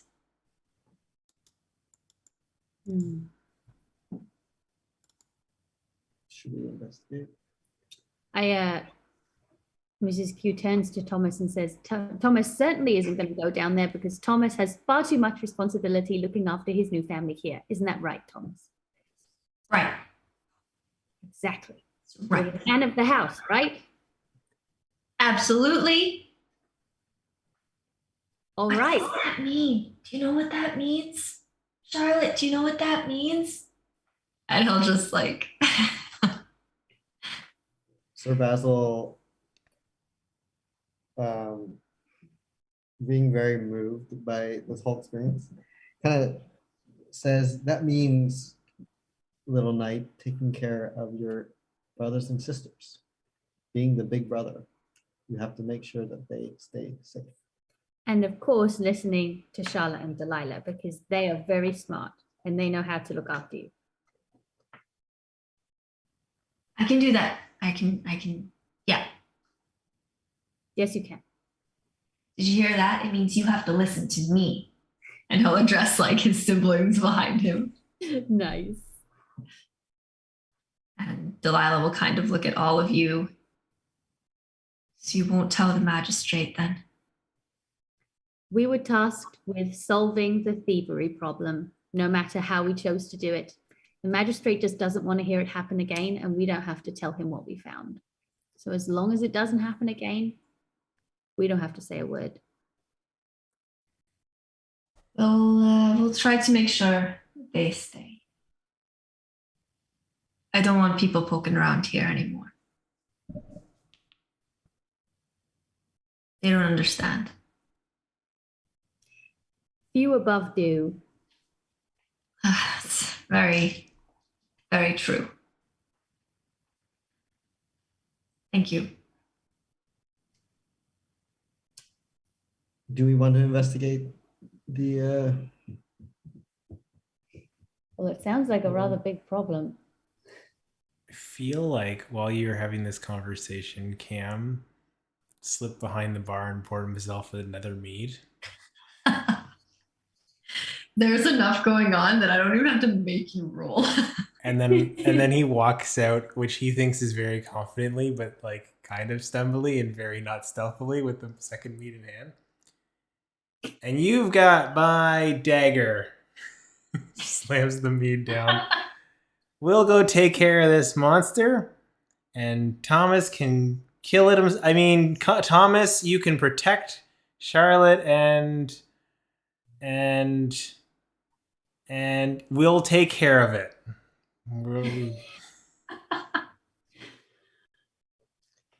Sir Basil just like You can see it that like Charlotte actually will break her facade just for a second to kind of giggle. And after we go take care of the monster, maybe we can get a little creative how we deal with the magistrate. If we know it's just a bunch of kids that he's after, maybe we can put him in his place a bit too. I don't want people coming here. Oh, no. I don't like the way you said that. It's terrifying. One last thing. Pivot, yes. That dagger, that looks pretty shiny. Where'd you find it? Oh, the dagger on the. Charlotte is going to kind of instinctively at this point. Did you grab it? No. Okay. She's going to kind of instinctively at this point grab onto its like ornamental scabbard. Family heirloom. Pardon? The family heirloom. Looks like a pretty good monster killing dagger to me. Mrs. Q just grabs Cam by the ear and says, "And a family heirloom it shall stay."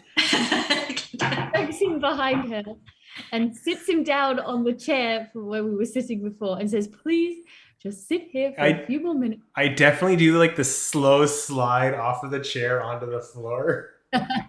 Sir Basil kind of like motions to Delilah, water. And I'm just firing off minor illusions of little trinkets for the kids. And that's where I'm at. They're illusory though, right? Like if they go to grab them, it's not actually there. Yeah, no, I wouldn't do that to kids. Okay, I was gonna say you get all of them excited.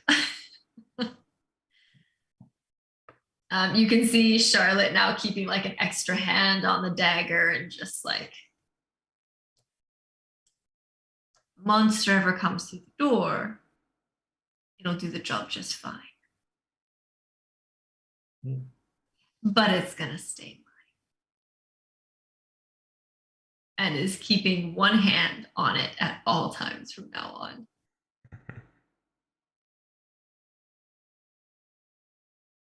I think it's time to get everyone to bed.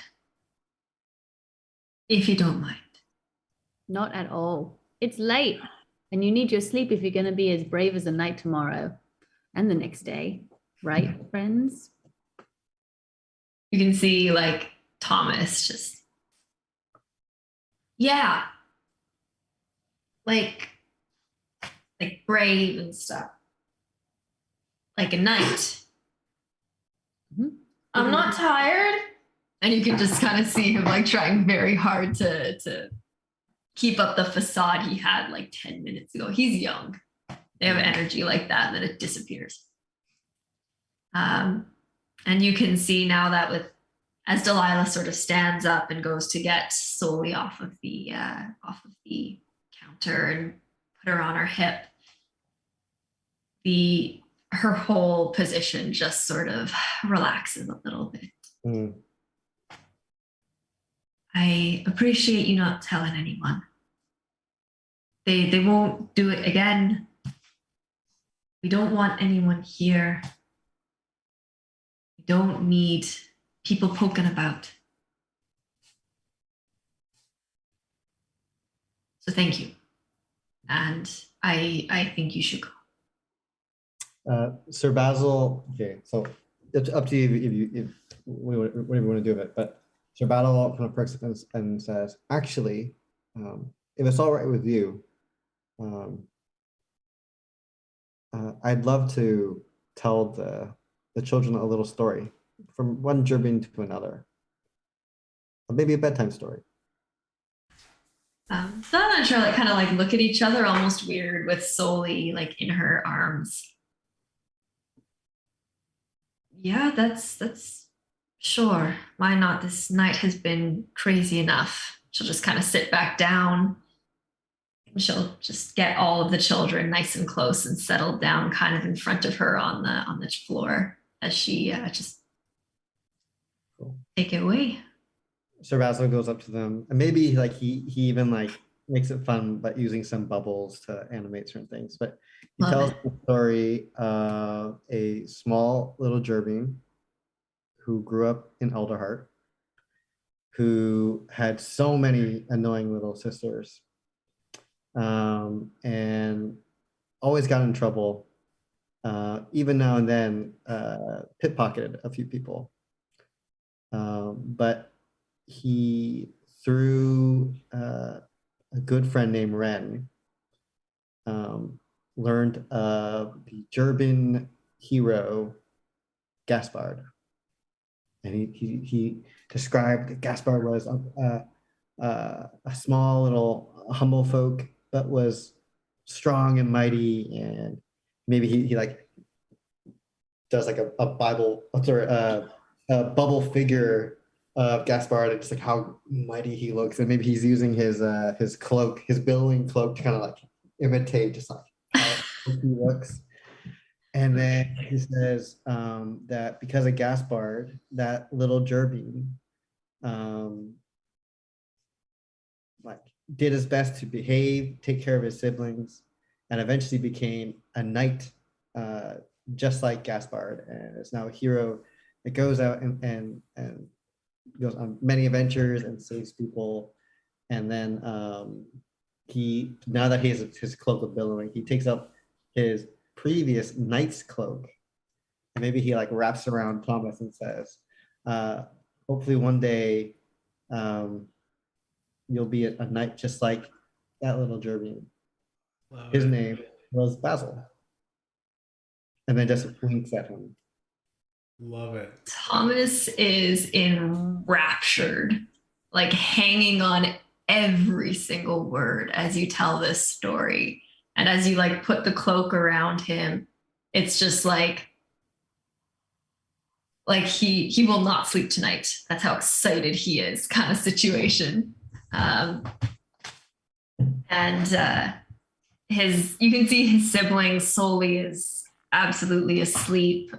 Rose and Kai are just kind of like nodding off, trying desperately to stay awake. But you have caught Thomas's attention for sure, with just the big dinner plate eyes staring at you the whole time. That's so cute. Thank you. Did you see? Thank you. And you can actually see Delilah now just give you kind of a faint smile as the children are kind of cozying up and getting ready for bed. Ooh, that was loud. Any final things that you want to do as Charlotte starts to kind of shuffle you all towards the door? Mrs. Q just quickly like piles up the plates and puts them on the bar because they were still at the table. Yep. And I think we just say goodnight and let them put the kiddos to bed. I think Cam passed out and is getting carried by Dace. Dace out. Yeah. And then it's gonna happen after we leave. They'd find a note saying thanks for the mead and a 10 gold tip. Whoa, nice. They will likely find that after they have shooed you away. Yeah. I had it in my head that Cam fell asleep during the story as well, after being like equally enraptured and then just keeled over sideways. So with that, you do find yourself shuffled outside back onto the street in the like lowest ring of the trunk market. It is late at night. It is it's nighttime, it's dark, but in this kind of area, you notice that there are lanterns that have been hung almost like street posts around Alderheart. You haven't really been out this late before, but it's quite beautiful. It is this like arcane ball of light that even if you put your hand close, it's not hot. They can't have fire in a wooden tree. That would not be a good idea. But it does its job to give this soft kind of ethereal, like very light glow to the streets and the trunk that almost seems to reverberate that glow. And as you kind of step out, get a bit of some fresh air after being in the tavern, sitting still for so long, ready to take whatever next step you are going to take to potentially fighting a monster. We will stop there because it is 10 o'clock. Boom. That was fun. It was great. Right.